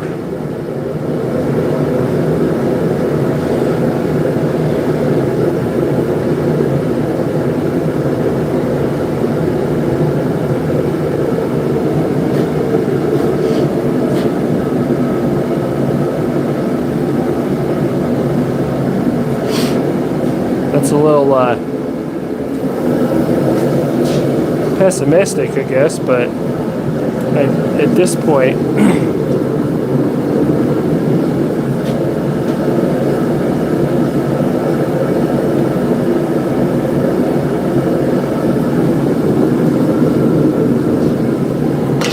that's kind of how I feel about it.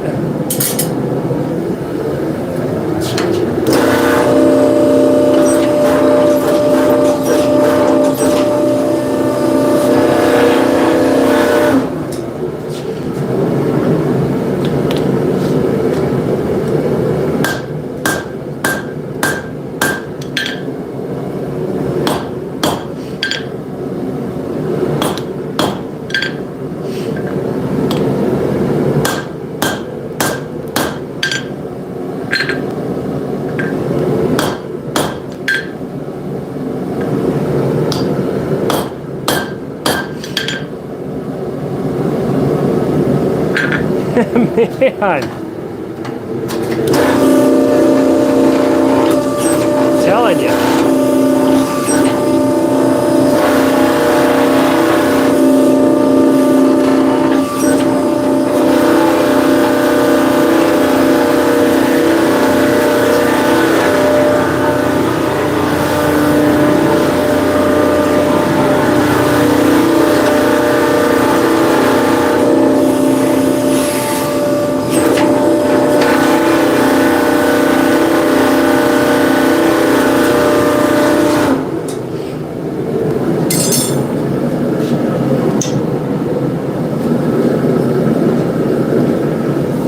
This H13 is schooling me.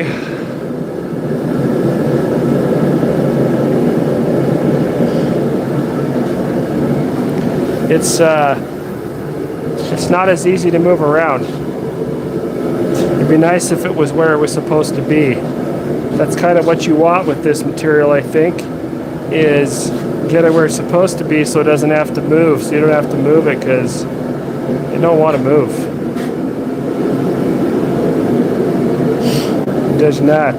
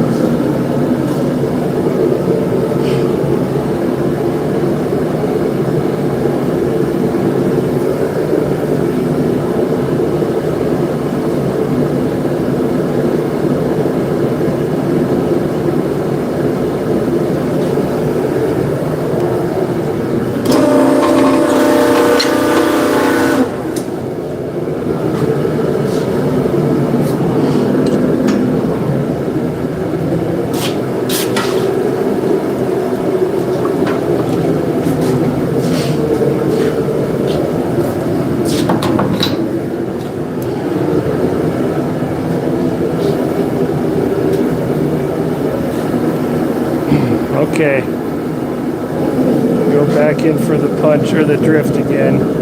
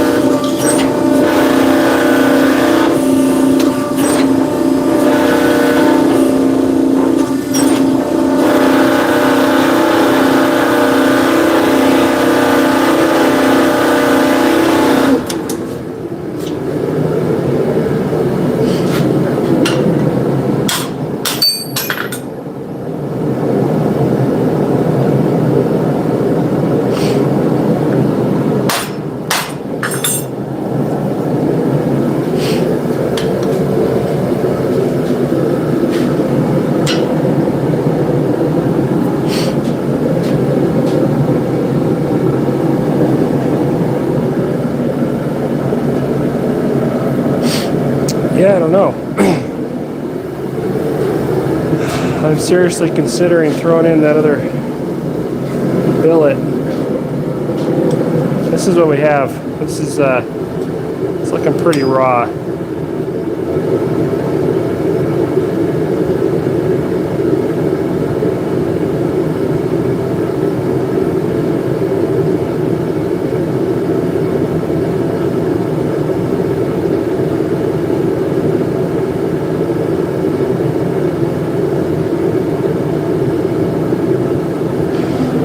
Looking pretty raw.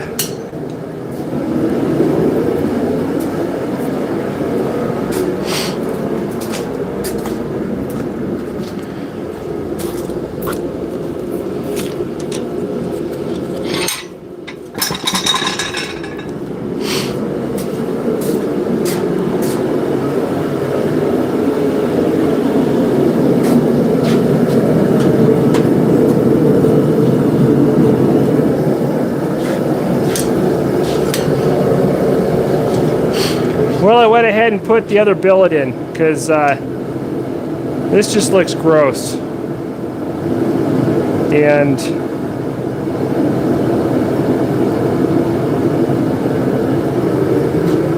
it's getting to the point where that's not what I want to build. So I'm going to heat this up, and I guess we're going to start over. I am going to try forging the bit and then punching the eye.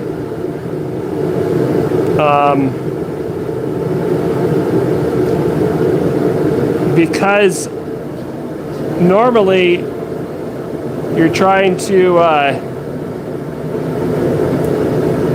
kind of bring in the blend the cheeks into the bit, so you have like this nice consistent wedge, and I'm not trying to do that on this. I'm trying to leave the cheeks as thick as possible and just put an eye in there, so having it bulge out and then just drop down to the bit, that's what I want. But that's kind of the opposite of what you normally do, and so I think I need to do this opposite to how I normally do it, if that makes sense. And treat it more like a hammer almost. So that's what I'm going to do. So we're going to heat this up, so stand by.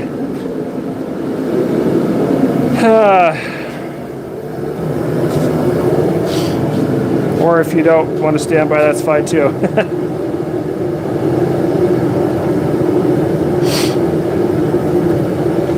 Yeah, following camera, that is some high-tech, that's a high-tech ask right there, I'm telling you what.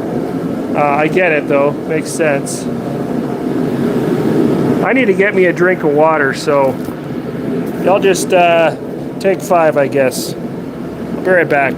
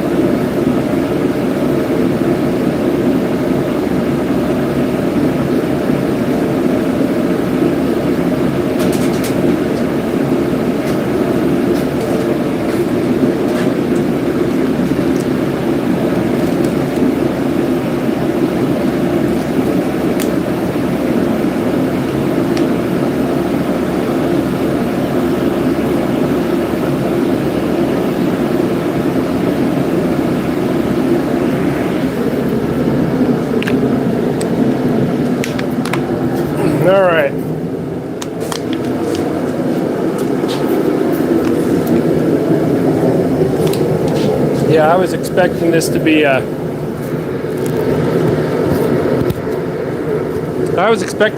a quicker project than normal, but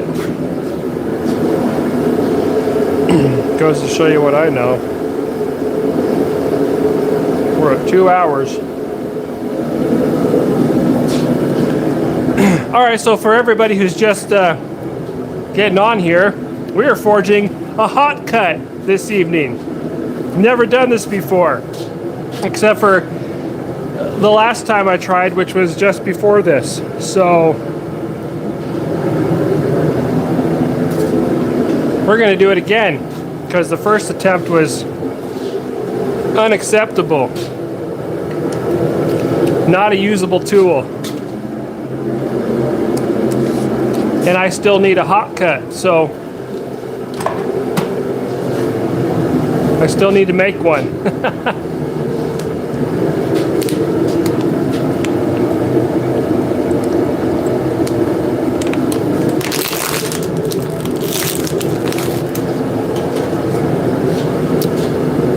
All right, so we're gonna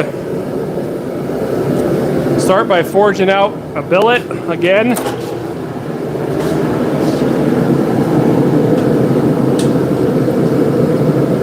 Chunk of H13 steel.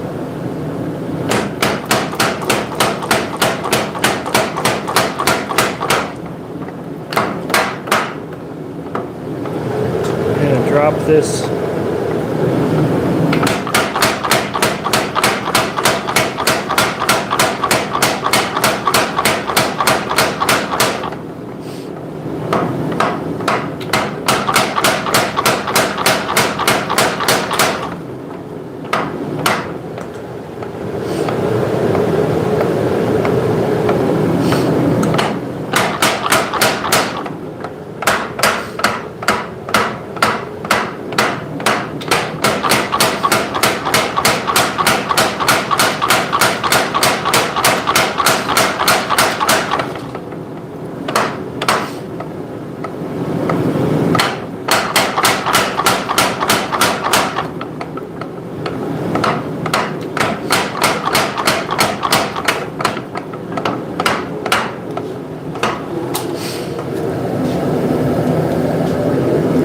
One more heat on that.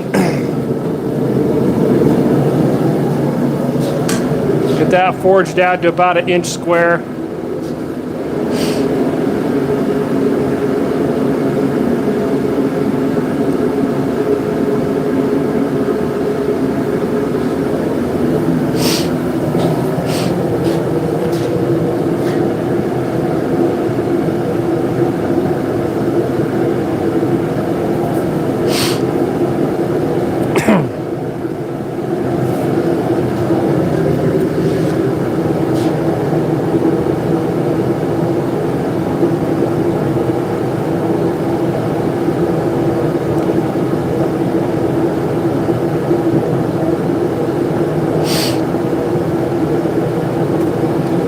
The conversation is entertaining. Yeah, I'd have 1 hour left. Well, ironically, I already feel like this is going to take like a fraction of the time simply because, and this is something you can't really replace completely, even with information, but like the experience of how to do something, once you learn how to do it, there's always variables and stuff like that, but the basic principles, like I have a plan in my mind now. I think it'll actually be potentially a lot faster.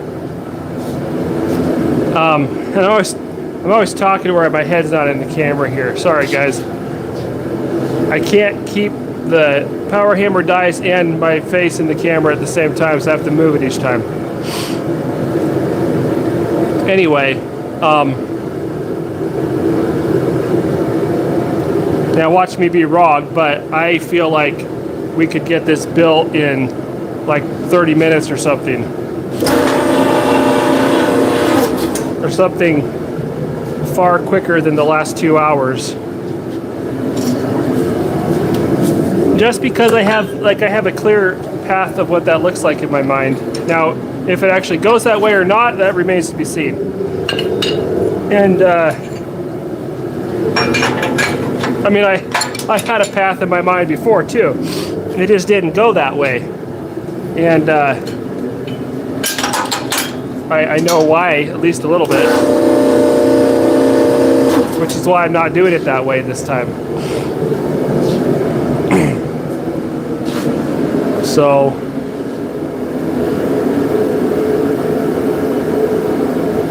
I guess I can get the bottom of the just the bottom die on the power hammer, and keep my head in the frame too.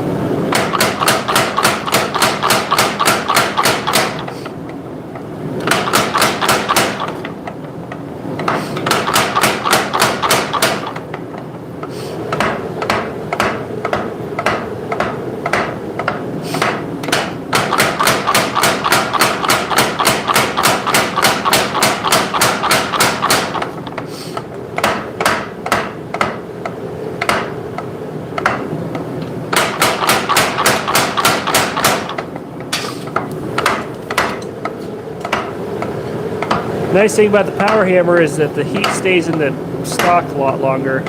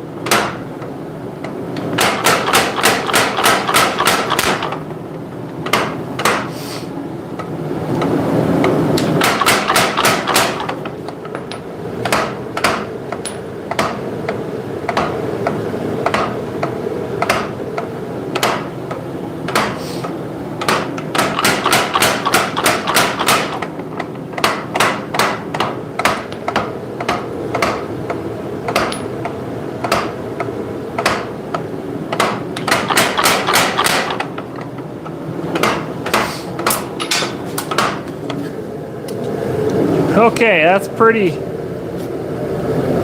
cold to be working this H13. I'm just knocking the corners down though. And maybe that was part of the problem last time. I might not have had my billet completely square. So I want to make sure that I do this time. So I am gonna heat this back up and hit it again, just to make sure it's square.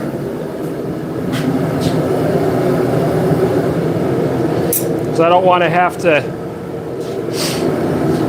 that be a issue.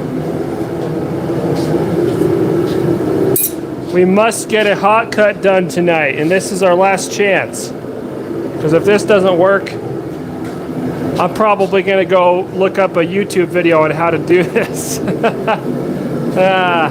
Probably should have done that in the first place.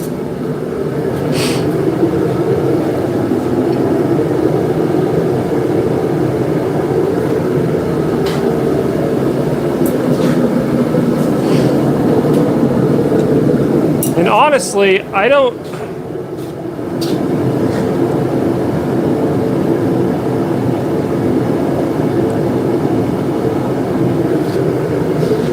I'm thinking about using my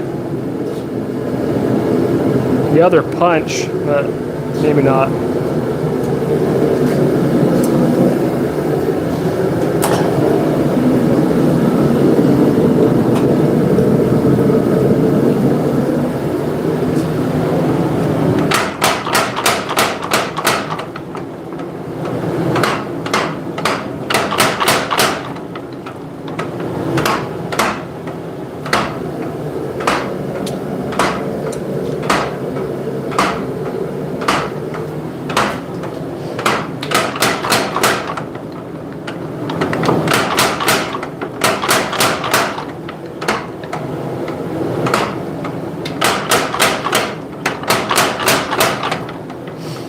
Well, I appreciate you guys spending your Friday evening watching me mess up some steel. Hopefully we have something to show for it here at the end.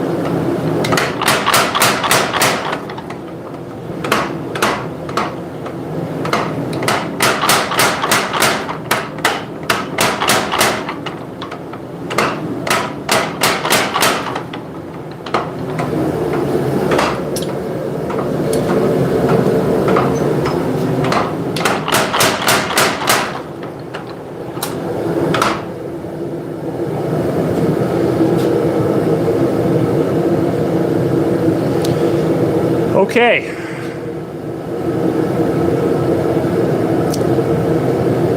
All right, we're going to forge the bit now.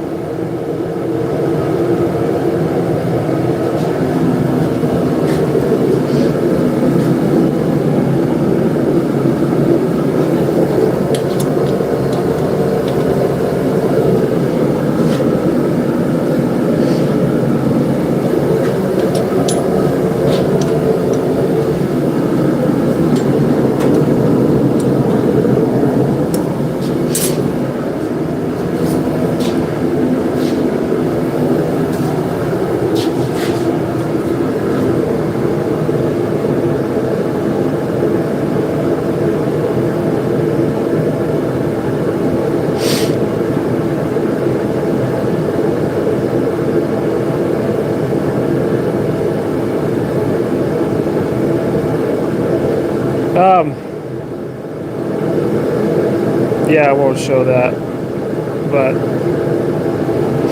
yeah, the machines are pretty nice. Yeah, you wouldn't be really doing this by hand with this H13. Well, I mean, you could, but man, it does not want to move. So.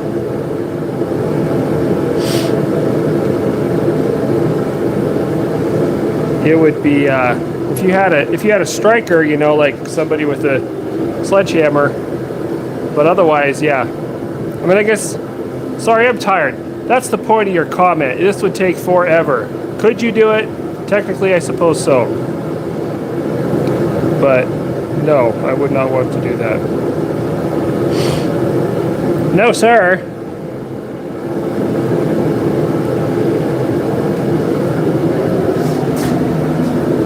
Okay.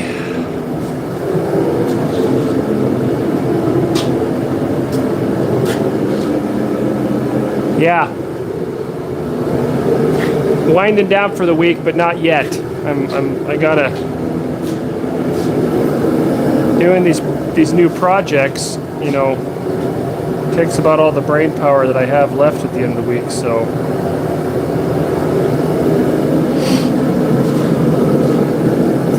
You kind of just get what's left over. You know, I don't know what to say. It's just the way it is.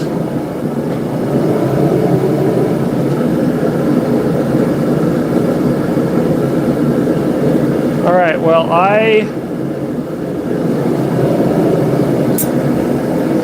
I'm going to try not to screw this up this time. So this is going to be important that I don't hold this in there crooked.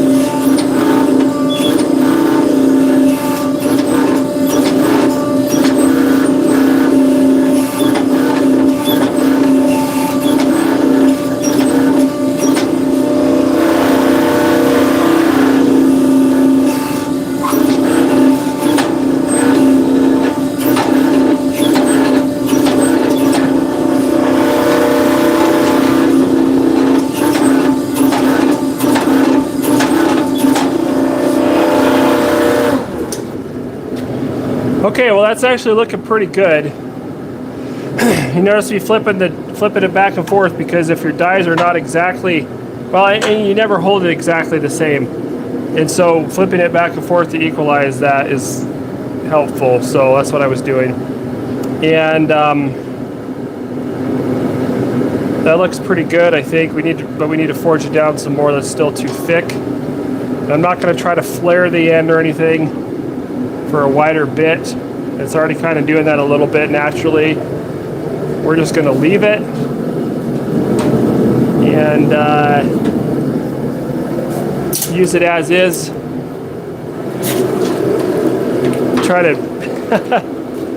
to put as little input as possible, I guess, so there's less for me to screw up on this one. I mean, that's kind of your goal, no matter what, is to try to make the process as simple as possible, if only for just efficiency's sake. I'm going to put this cut-off grinder away here. Pull in pull the leg vise in here. Feels later than it is,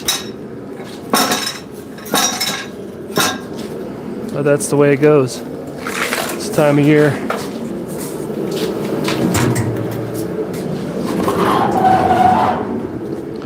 Have a good feeling about this, though. Can you guys still hear me when I'm way over here? I'm assuming you can. If the mic is still working properly, you should be able to.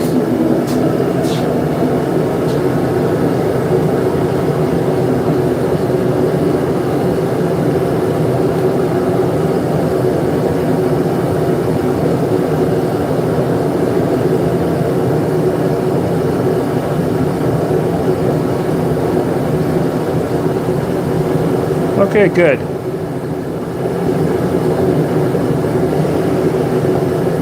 Close eyes, you mean black silk? Yeah.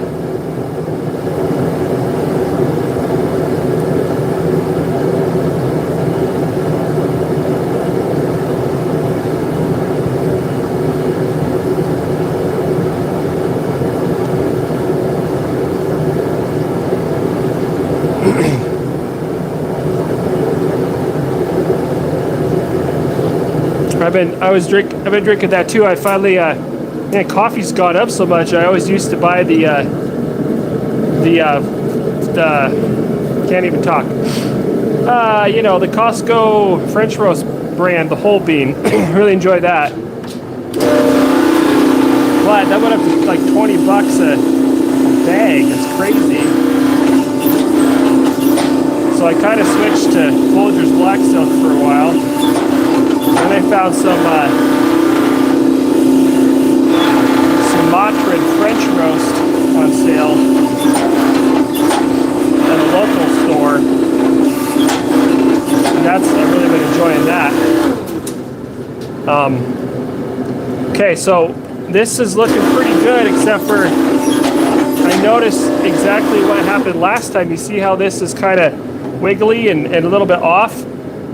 Well, that is not too hard to fix right now because this is so stiff with all that extra material. This is going to bend okay when we heat it back up and hit it with a hammer. But what was happening before is with that eye in there, the thinner, relatively speaking, the thinner walls of the eye were bending around and messing that up when I was trying to fix the bit, even though the bit was a lot worse on the first one. This one's not too bad. I think I made it too long, actually. But anyway, that's what was happening. And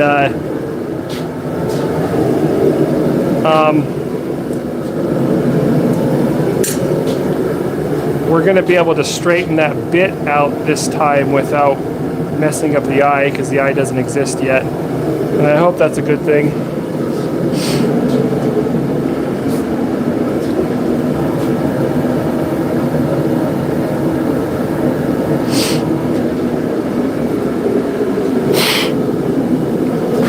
Yeah, if I'm going to drink Folgers, it's going to be black silk unless I'm absolutely desperate. I still prefer the French roast anyway, but sometimes it's so expensive.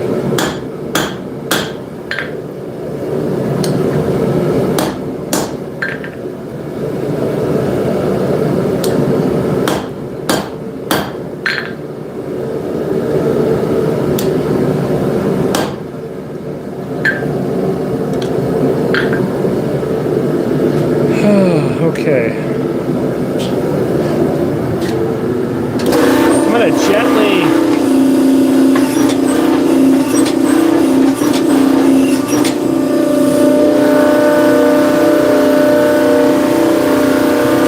tweak that a little bit.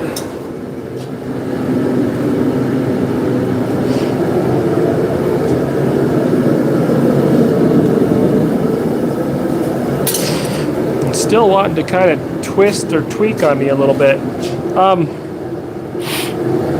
The tolerances on this right now are acceptable. If I have to grind on it a little bit to get things exactly lined up, I guess that's fine. I'm trying to do this.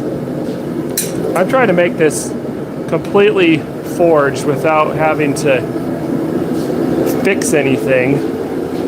And obviously that didn't work the first time. But that's what I'm trying to do here. A full view of the forging area, Let's run it that way for a little bit. I mean, you guys have seen everything up close, kind of at this point. It's basically the same process, or processes, different order. But I am trying to straighten this out, and it's like kind of twisting, and I don't like that, like in relation to the and that's not working at all.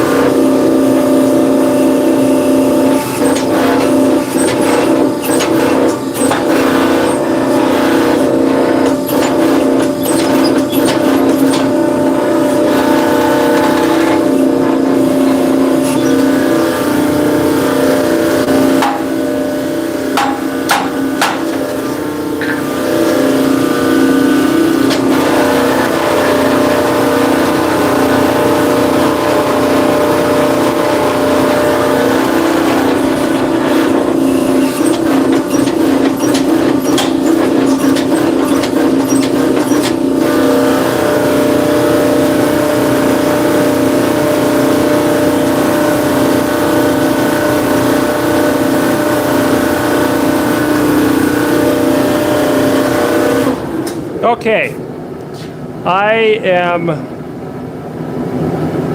going to leave it like that. I could forge it a little thinner, but I could also just grind about a 1/16 of an inch off on each side, kind of a deal. It's really close. It's not going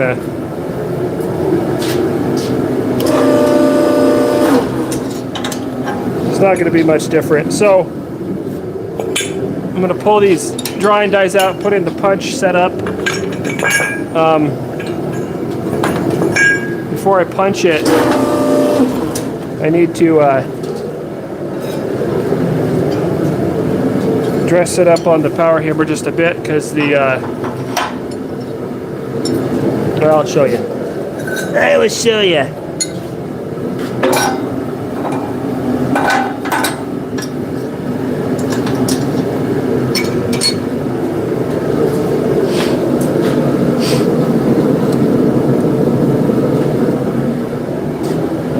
Where I've got the bit forged, it's wider down here, and the body of the tool is narrower. So I need to forge the bit narrower a little bit so that I can set this back on the die plate without it sitting at an angle when I punch it.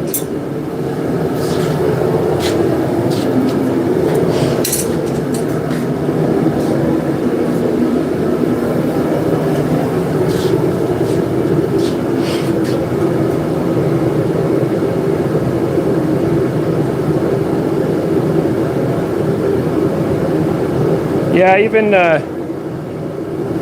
with machinery, it's still work. It just makes it possible to actually build stuff in any kind of reasonable amount of time, which is of particular importance when you're trying to sell stuff, because you got to have the costs down to where it's actually reasonable, and people can actually, you know, buy it. If it was all by hand, it would take so long to justify the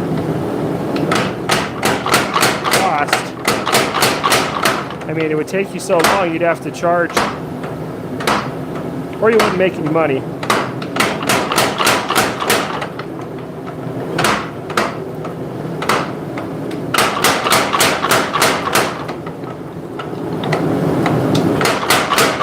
I mean, I guess unless that's your business model to where you know, make very few pieces and it's all completely by hand, and there are some guys that do that, but that's going to be a high dollar, very small market. Okay, well, for some reason the end of the bit is kind of wonky, but I'm looking at the overall setup here, and I think it's lined up pretty good to punch it. I think we can do that. Let me check how it sits on the die here.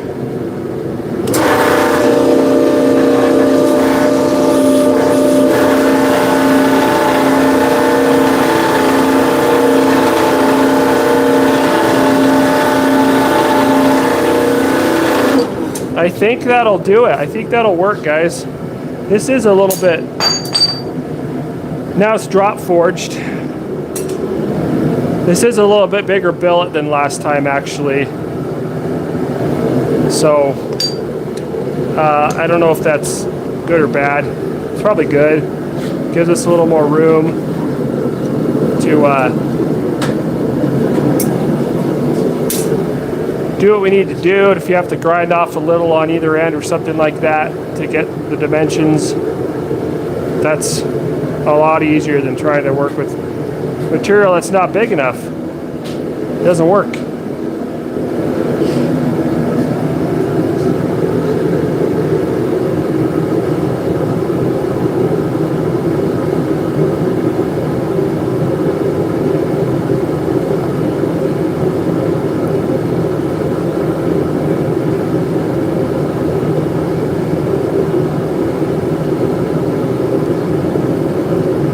Swedish coffee, eh? Never tried that. I do like my eggs. That's what I eat for breakfast every morning. But not in my coffee.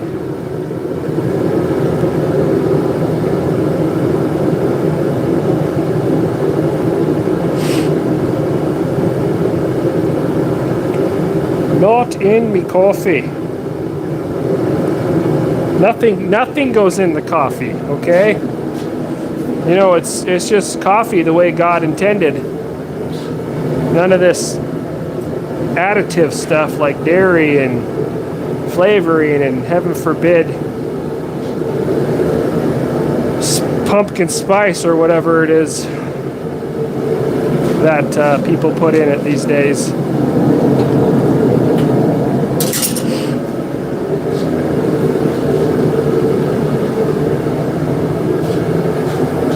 All right.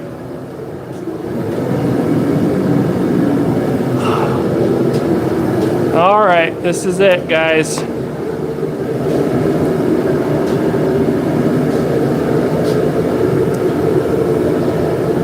I am going to try to pay really close attention to this billet and really make sure where I'm punching it. I thought I was paying attention last time, but apparently not.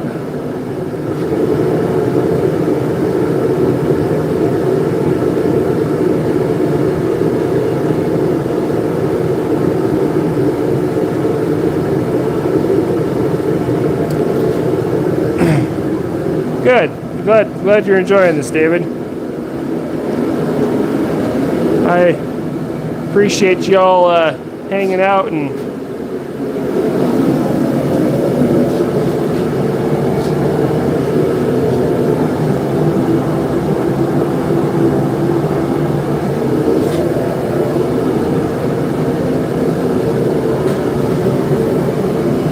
all right.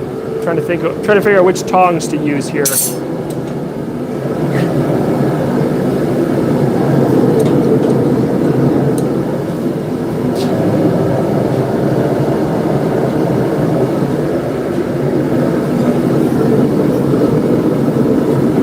These ones will work nice and hot.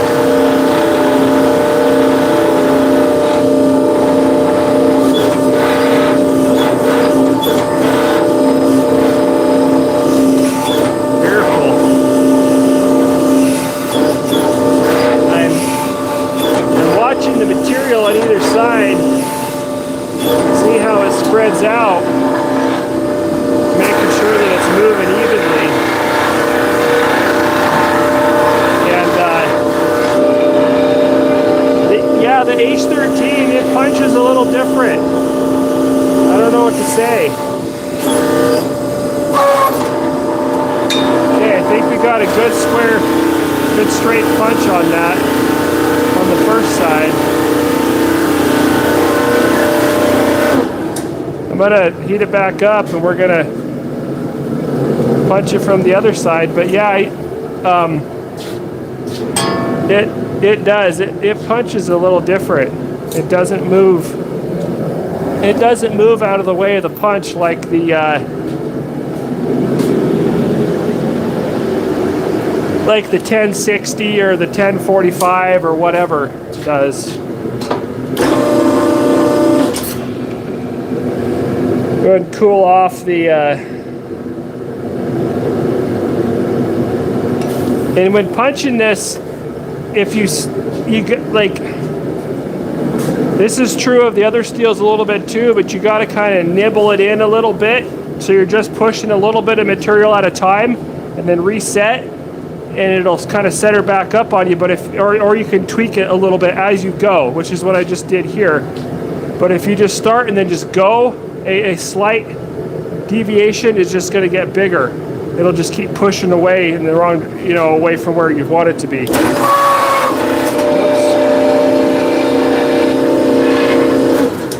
And I think that's amplified with this H13 because it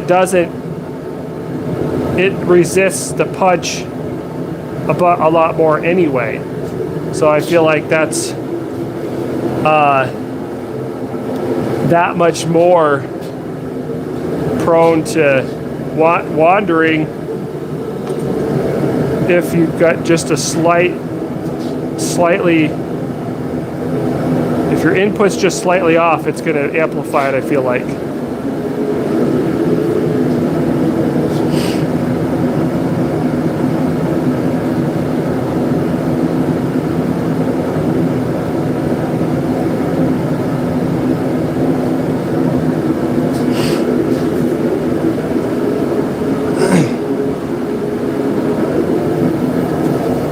Okay.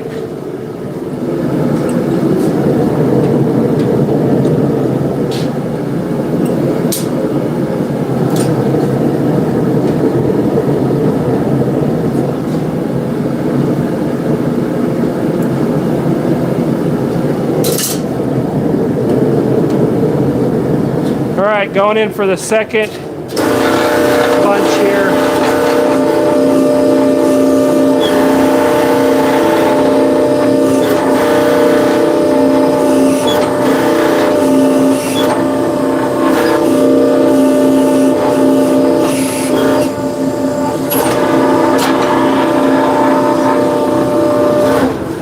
It looks pretty good. A nice slug. It didn't fall out, but it's ready to come out.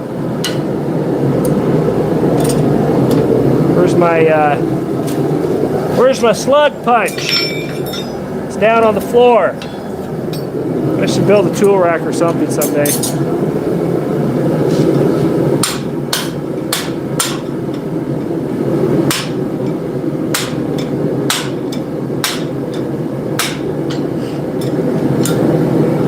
I didn't get it lined up perfectly front to back, and so my slug is hanging on by just a little bit up at one end.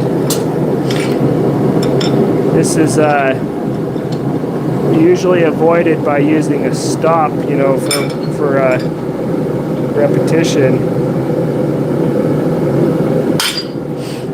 But I'm not using a stop on the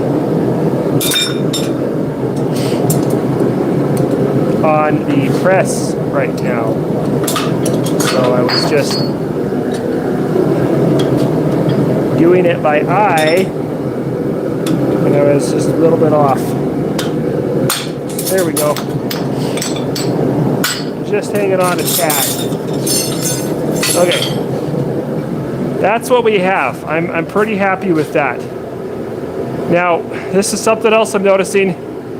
Granted, this is a thinner, narrower billet, and this is another aspect that is new in this process, but see how it's bending?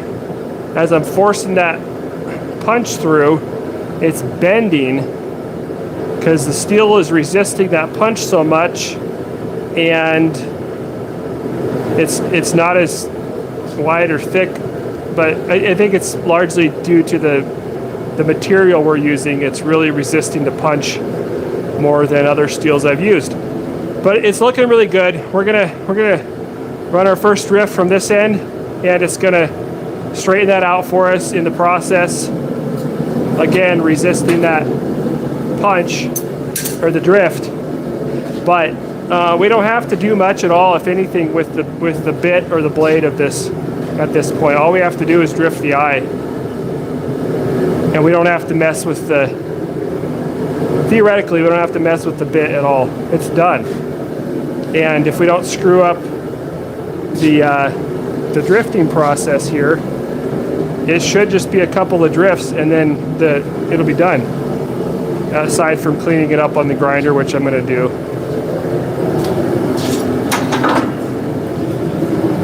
Probably not on the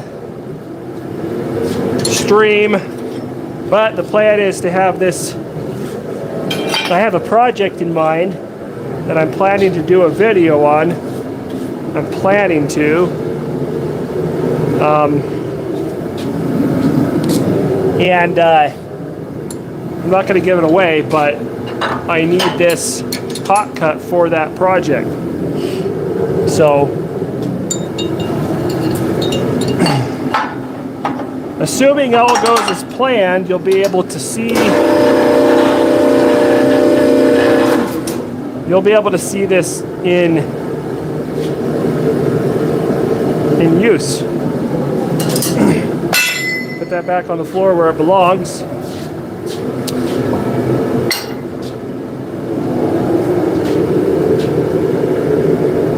Okay, we're just heating it back up for the first drift.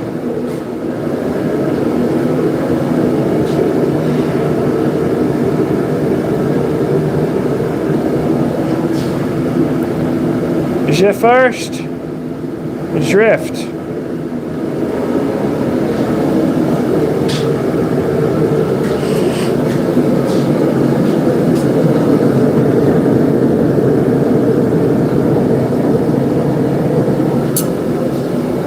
We're going to let it get up to a nice temperature.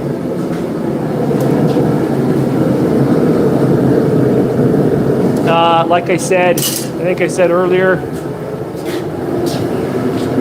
and this is, I am finding even more so the case with the H13 steel, you want to have it nice and hot because it punches easier, specifically when you're punching it,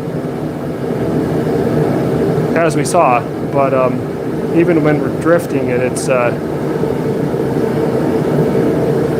doesn't want to move. So having it up to a good temperature is going to make that work a lot better.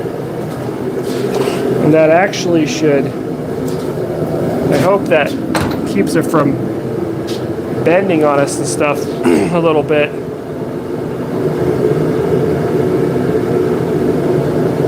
So it'll actually respond to the drift instead of bending.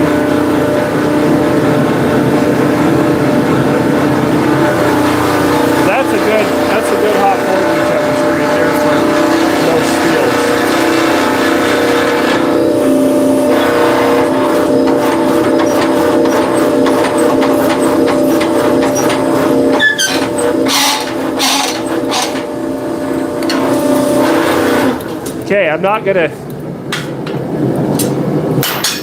squish the sides of it at all. Just gonna knock that right back out. So you can see that's still happening. It's bending it up like that. But, you know what? Honestly, I think that eye is big enough right like that. I don't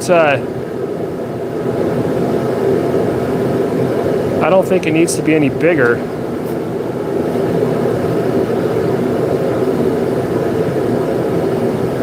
And it's not perfect. It's not perfect, but what I need is a functional Hotcut, and it doesn't have to be, it ain't gonna be perfect.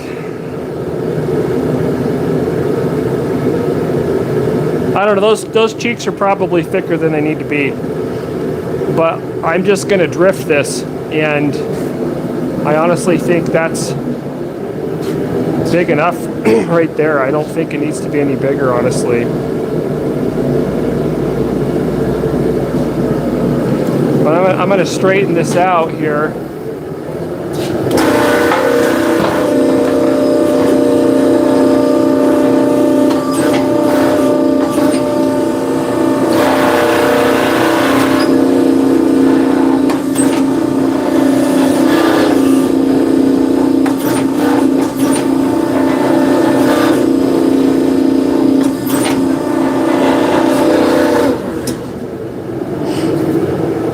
Okay, so I've got this straightened out like this, and I think we have a functional Hotcut. Those cheeks are super thick. I think they'll be really plenty thick. I still feel like the bit is a little bit wonky, and it kind of is. I don't know why it's kind of off like that.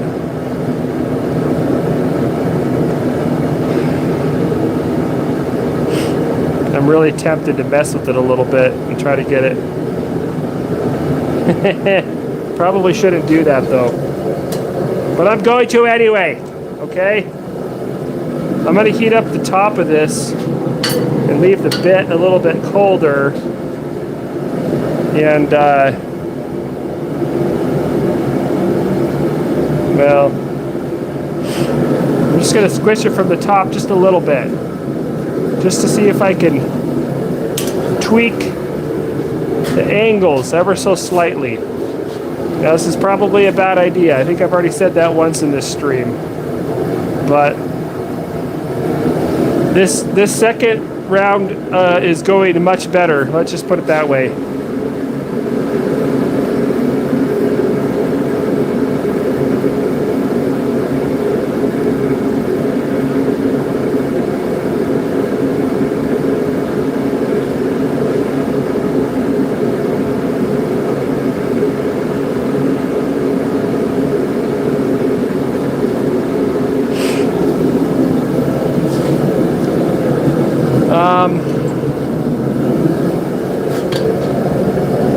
I don't know, that's really close. That's really close. I should probably leave it alone. But I'm not going to. I'm gonna put it in here like this. Just kind of barely.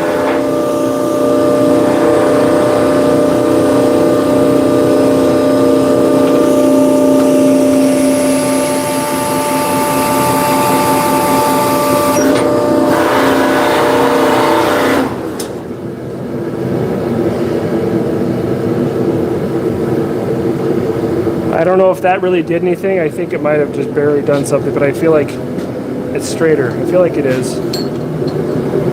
I think it is. Maybe not. It's depending on how you look at it, where you look at it. I don't know. I think I want to forge the bit down a little bit though. Probably shouldn't do that either, but I'm gonna do it. I'm gonna use the finishing dies for my axe bits, the axe bit dies here. And we're gonna try to clean that up just a little bit. on the cross section. And I'll probably, I don't know, I think I made the bit on this too long. I don't want a really long hot cut. I don't know, we'll see.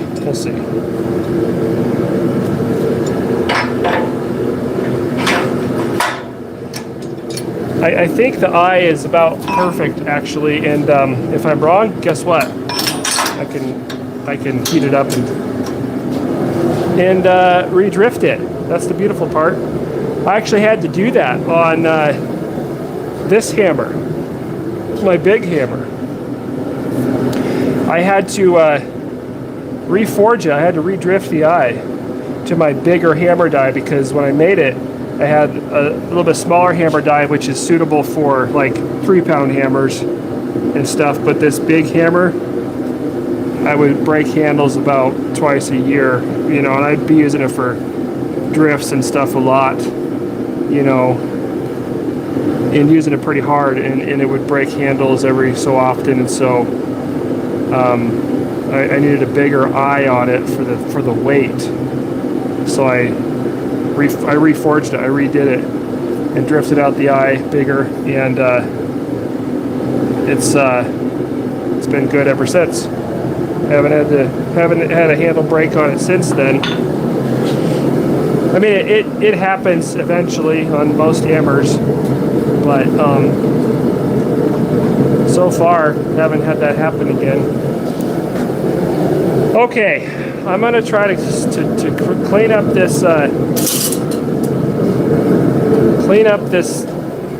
bit, whatever you want to call it, on this little bit, very carefully.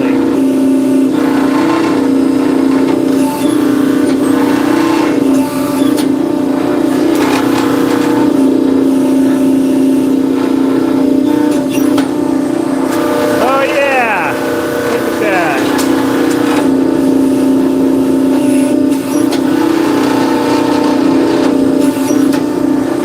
Oh yeah, straighten her right up, man. That's pretty nice. Looking at it this way, clean her right up. Now sometimes that's exactly what you want to see. Just kind of brings the whole bit into alignment. And if everything else is straight, that's usually a good thing. Last time the eye wasn't straight, it was off center and all this junk. And so it didn't work. But this time we got the eye really close, and it worked a lot better. So I think I'm gonna leave the eye like that. And if that's too small for some reason, I mean, it doesn't really have any pressure on it. All it is a handle sticking through. You know, give yourself some extra, and it's just a wedge fit. It just sticks in there, and that's all it does. And so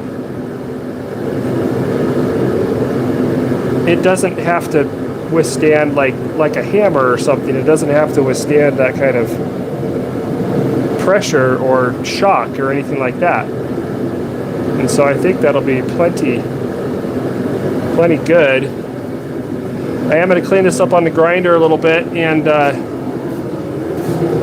you know, just clean up the edges and corners and stuff a little bit, and there's the strike face up here. But I think that's going to be a functional hot cut.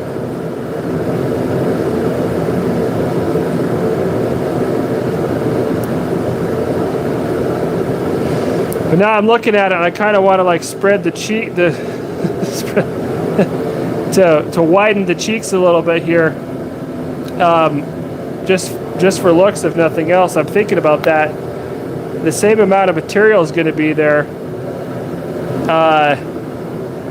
so that could theoretically work. But like, do I dare go messing it up now? But I feel like it's worth a shot, so let's do that. To do that, we have to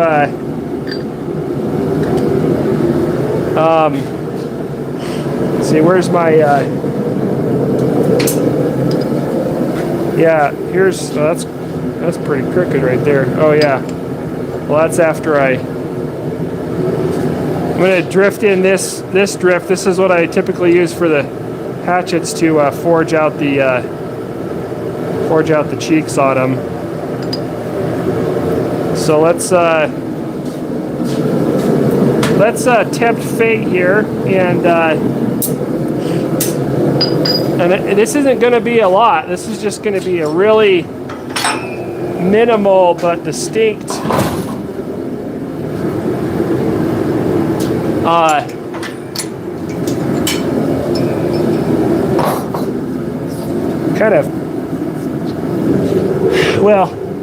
kind of groove or fuller on the side here, just to widen that out a little bit. I just feel like it'll look a lot better. As far as functionality, I don't know if it's going to affect anything. Well, it'll help it hold on to the handle better, because it'll have more surface area. So that will help.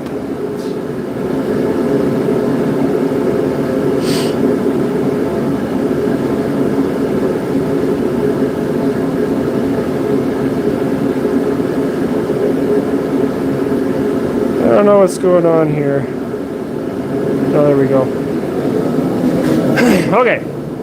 So in theory, so what we've got to do is heat this back up, hammer in this drift right here, and then come over to the press and just real lightly, nothing crazy. We're not gonna thin the cheeks out anything close to a hatchet or an axe or anything like that. It's just gonna put a divot, kind of more than anything else, in there.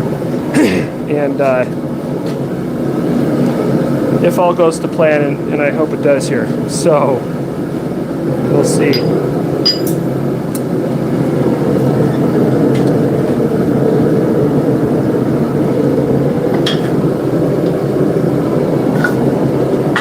Okay, my drift already doesn't want to go in very straight.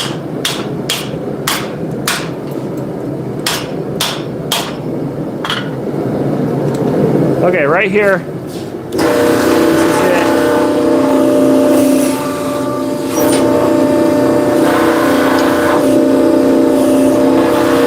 Oh, it's coming out.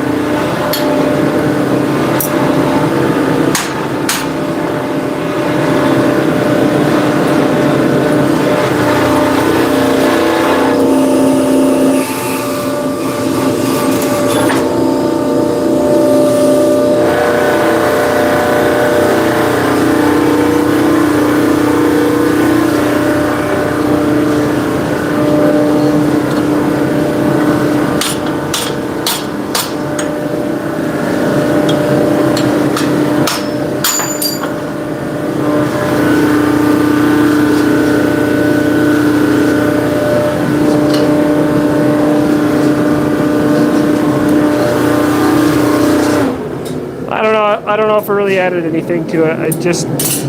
It made the eye a little cockeyed though. Not as bad as last time. Maybe we can tap it right back in. The eye is a little bigger now too, which I kind of like that a little better. But I just barely hit the sides with the die, and it's still very similar to what it was. I'm gonna leave it like that. I don't need to mess with it anymore.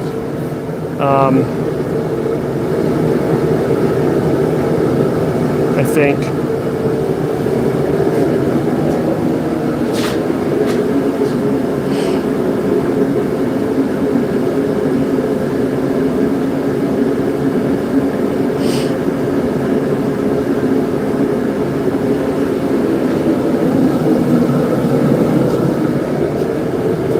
Okay. I don't know. I could forge those out more though, and that's going to make the eye quite a bit bigger. Not quite a bit bigger, somewhat bigger. I don't know if that's what I want or not.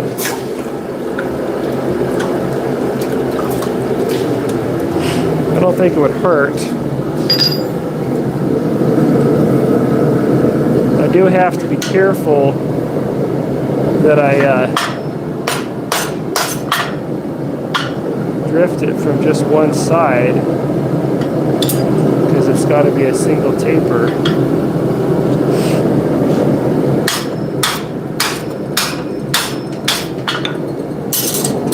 So we're going to go for a little bit more here.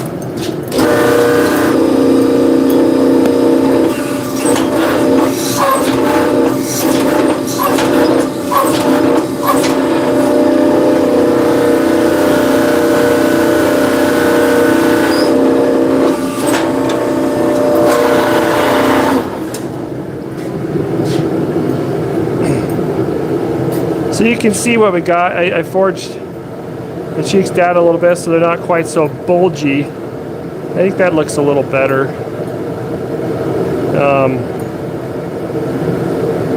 But yeah, that's how the handle's going to sit in there, just like that. And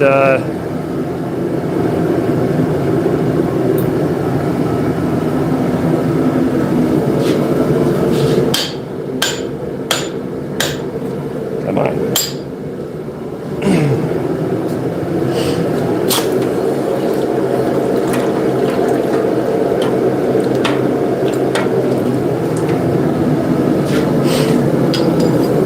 That's pretty good. I think I could clean up the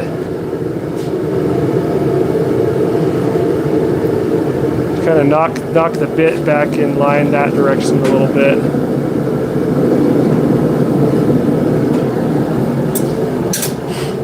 Anyway, like I said, the goal is to have a functional hot cut. And at this point, I believe we do. So I'm just kind of messing with a little bit of details. It's not really necessary. But the second one went way better, obviously, than the first one in less than half the time. And yeah, I think this is only my second attempt, but what I kind of took away from this is that, again, knowing your material and the processes is paramount. And before this, I've never punched or drifted anything in H13. And it reacts and it runs quite a bit differently than your regular medium carbon steels. So that definitely was a learning experience. And so basically, like, changing the process to match the material is what we did. Instead of punching the eye and then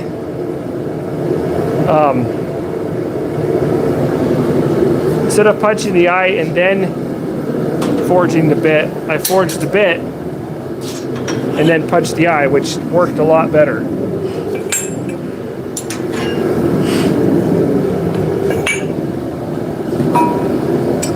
I'm going to try to hit the bit with these finishing dies again, because for some reason, I don't know what's going on, but it keeps kind of tweaking, kind of corkscrewing just a little bit. And I don't know what process is making that happen, but when I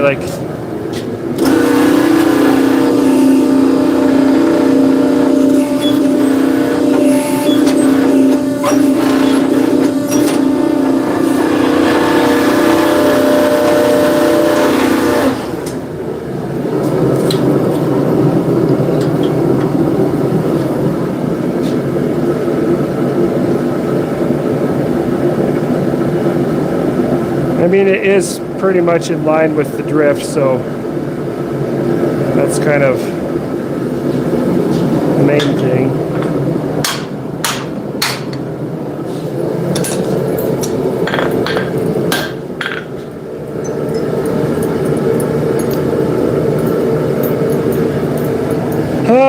Yeah, I think that'll do it. I think that'll work. It's not very pretty, but I think it's going to be a functional hot cut.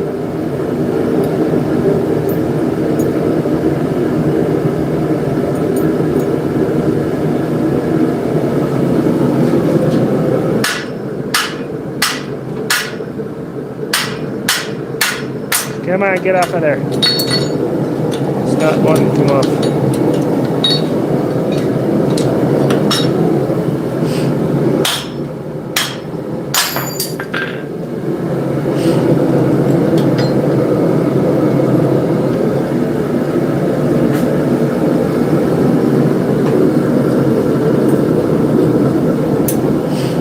Let's see if I can hit it with the finishing dies again a little bit here. We shall see.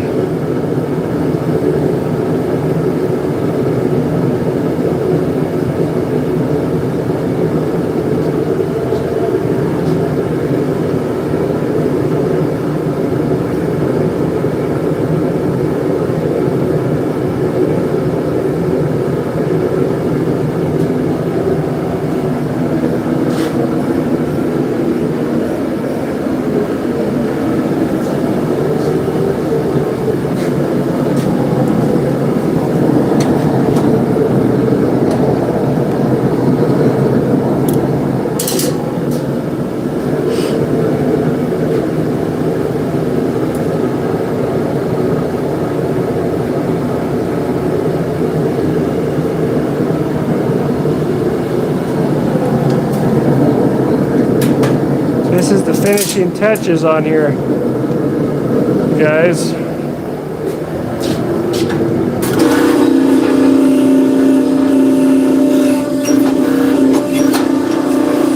this point, it's just for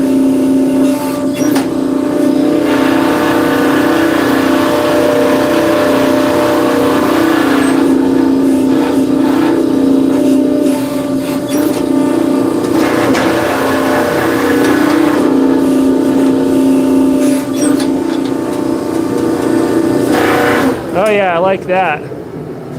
Got up a little closer with the finishing dies there and kind of put a nicer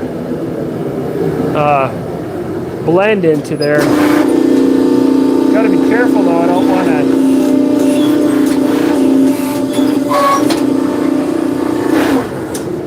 don't want to thin that area down too much, but I like that.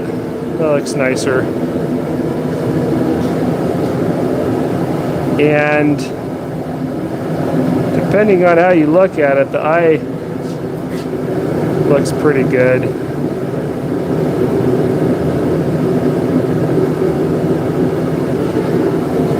I can get pretty particular on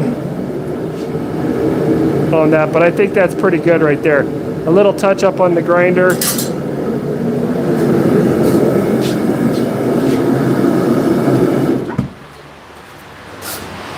A little touch up on the grinder and of course grinding the actual edge on it is going to be in order, but that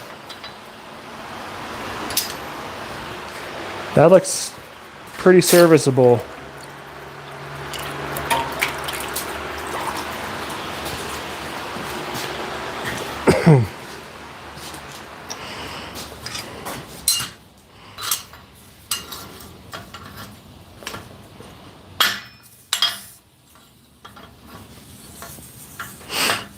We've got a single taper on here, so that's good. Well, now that I'm looking at it, so it's kind of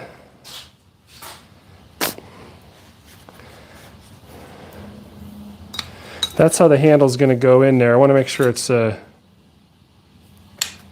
angle's good. I think that's good.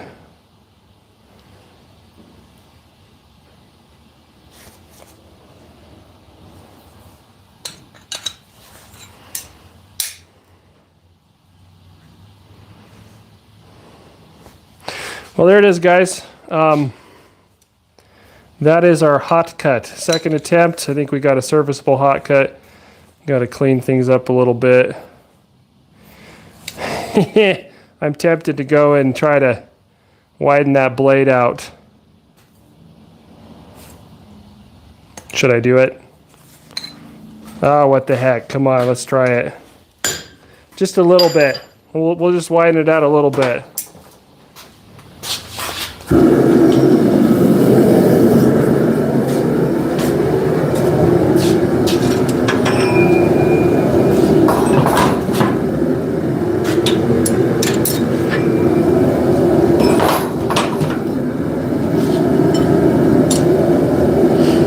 This has been pretty successful second attempt here, so I'm gonna try to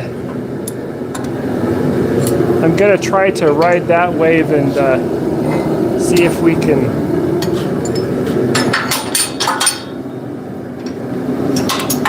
make it a little closer to what I originally envisioned. So I've got my right angle round dies on here, and that'll allow us to, instead of trying to use the power hammer, which I did last time, that did not work. This will allow us to flare that blade, that bit out, and make the end of the Hotcut a little wider. So this is kind of risky. I got to be careful. I don't want to disturb the eye or get that out of alignment. I feel like we should be okay though. You know, the way this H13 doesn't want to move, that should all stay put while we work on the bit a little bit here. That's my hope anyway.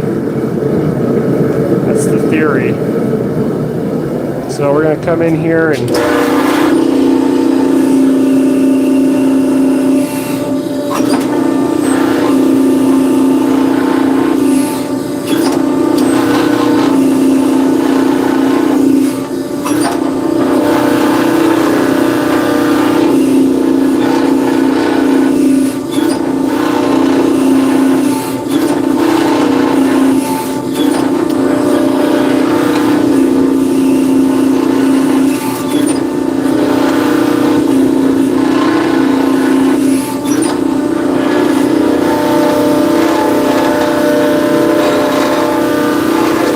okay, that should be good. We're going to heat this up again and get our finishing dies on there again, and I think we can clean that up nicely.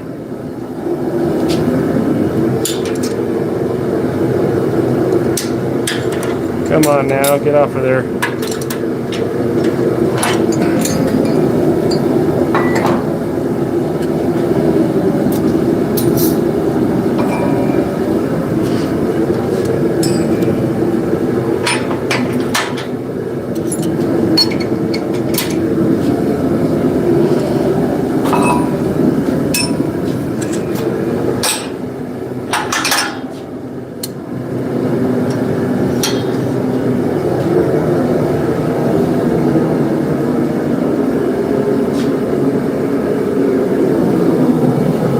Okay.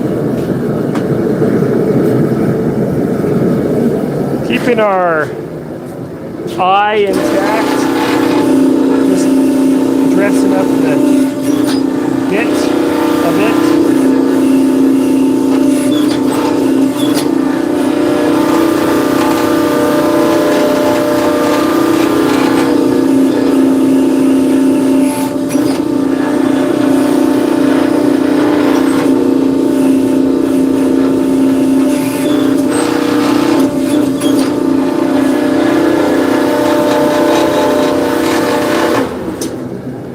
That looks pretty good, and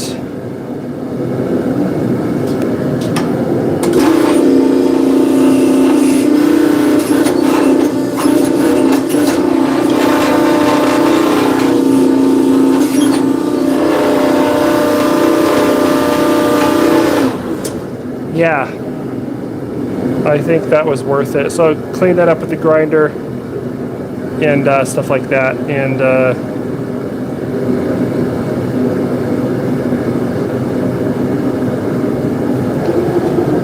let's check the I'm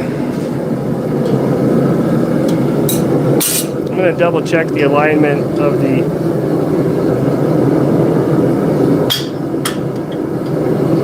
eye with everything to make sure that the angles are correct, so the handle will be sitting in there at the right angle, correct angle. Thanks, Close. Thanks for tuning in. Appreciate it. Have a good one. We are at the tail end here. I promise. This is about to wrap up.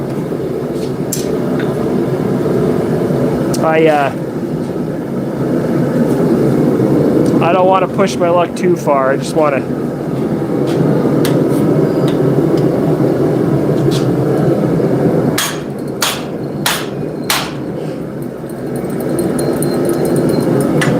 make it something that's going to work well.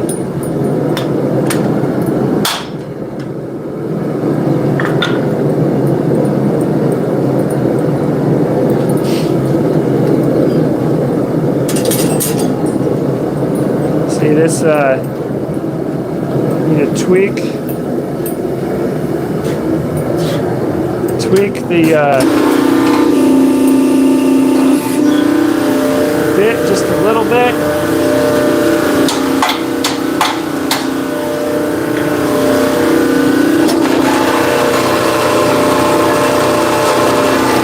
Oh yeah, that's good right there. Yep, that is going to work.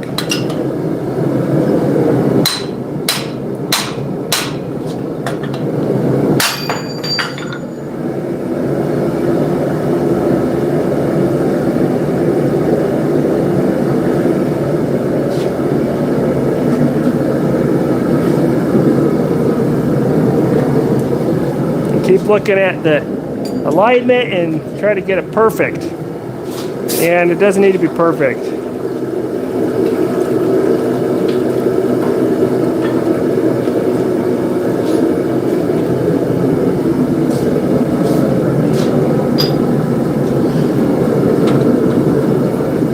But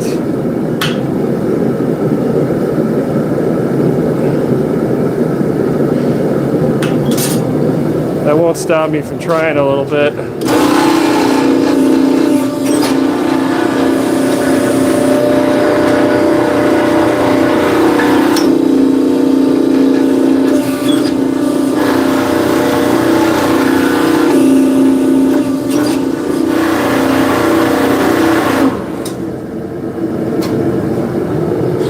All right, I'm happy with that.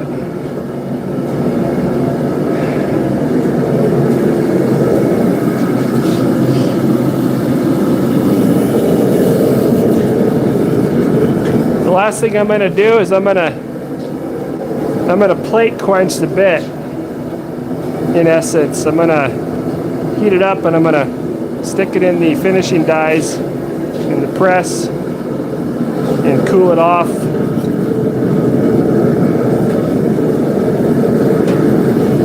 And that should, well, that'll quench it faster than an air quench.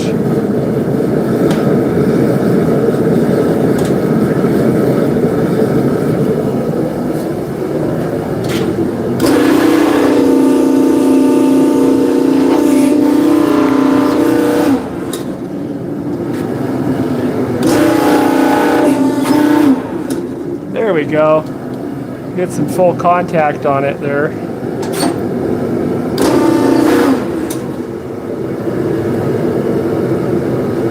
Sucked the heat out pretty fast. I mean, there's some spots here. It's got divots, so it's not contacting it completely, which slows the cooling down. But anyway, that's a plenty fast cooling rate for H13.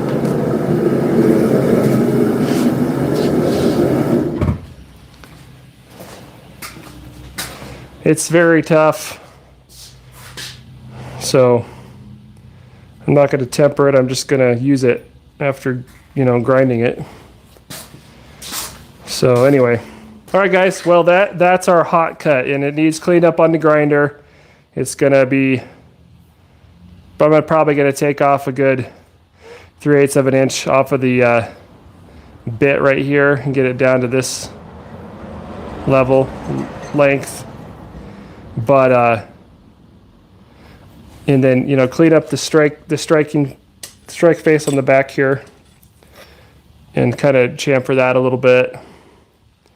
Clean up, you know, kind of the angles on this a little bit, you know, make things a little prettier. Maybe put a radius in here.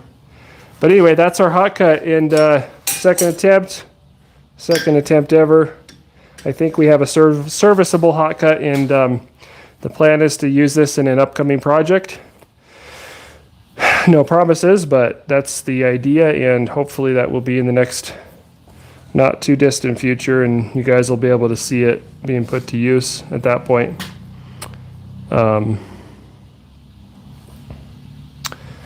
So, thank you for tuning in, spending the evening. Appreciate it.